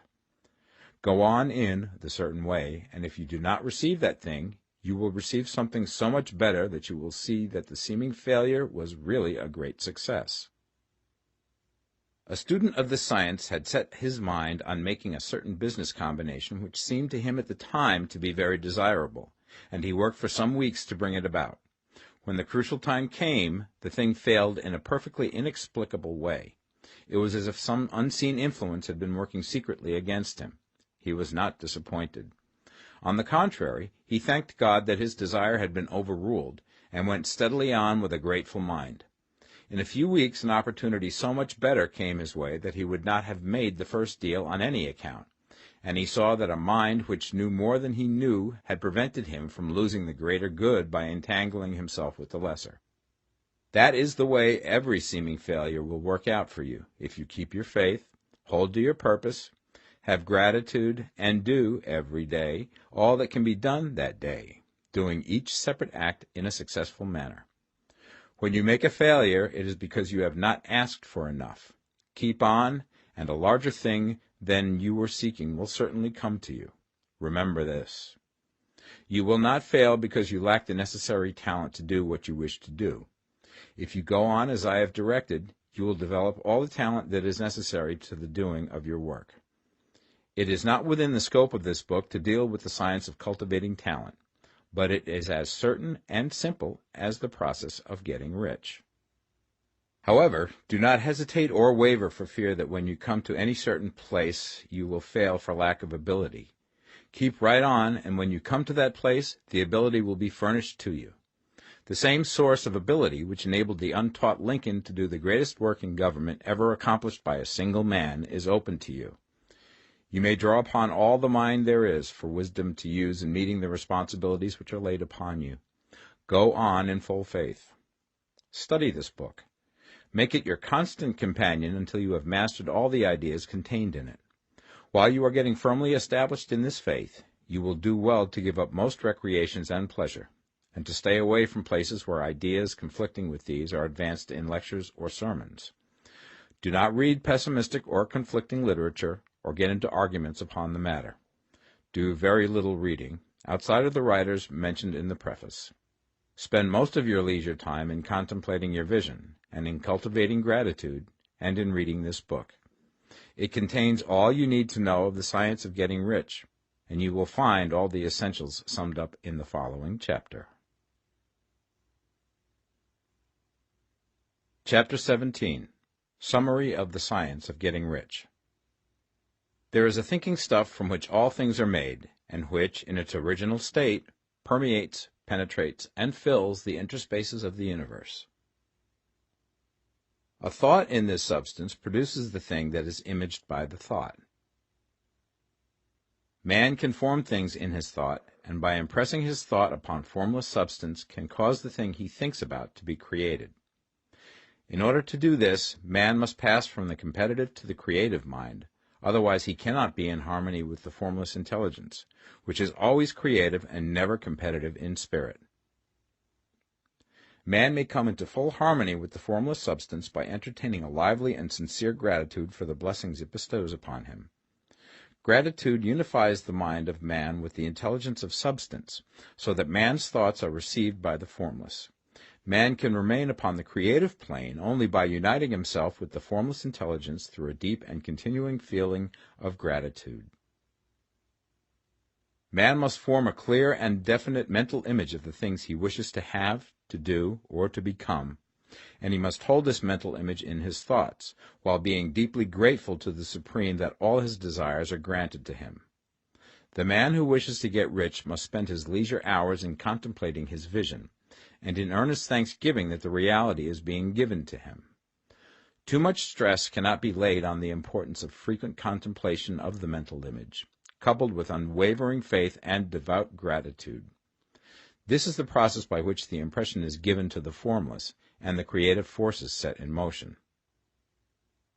The creative energy works through the established channels of natural growth, and of the industry and social order.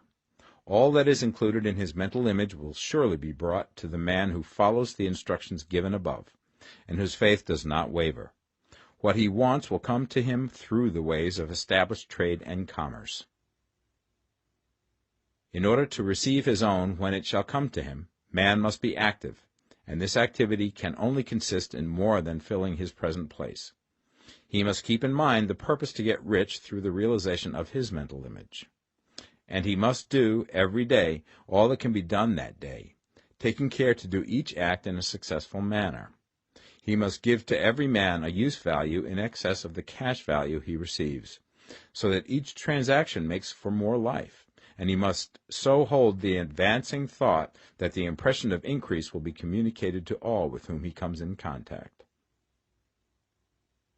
The men and women who practice the foregoing instructions will certainly get rich, and the riches they receive will be in exact proportion to the definiteness of their vision, the fixity of their purpose, the steadiness of their faith, and the depth of their gratitude.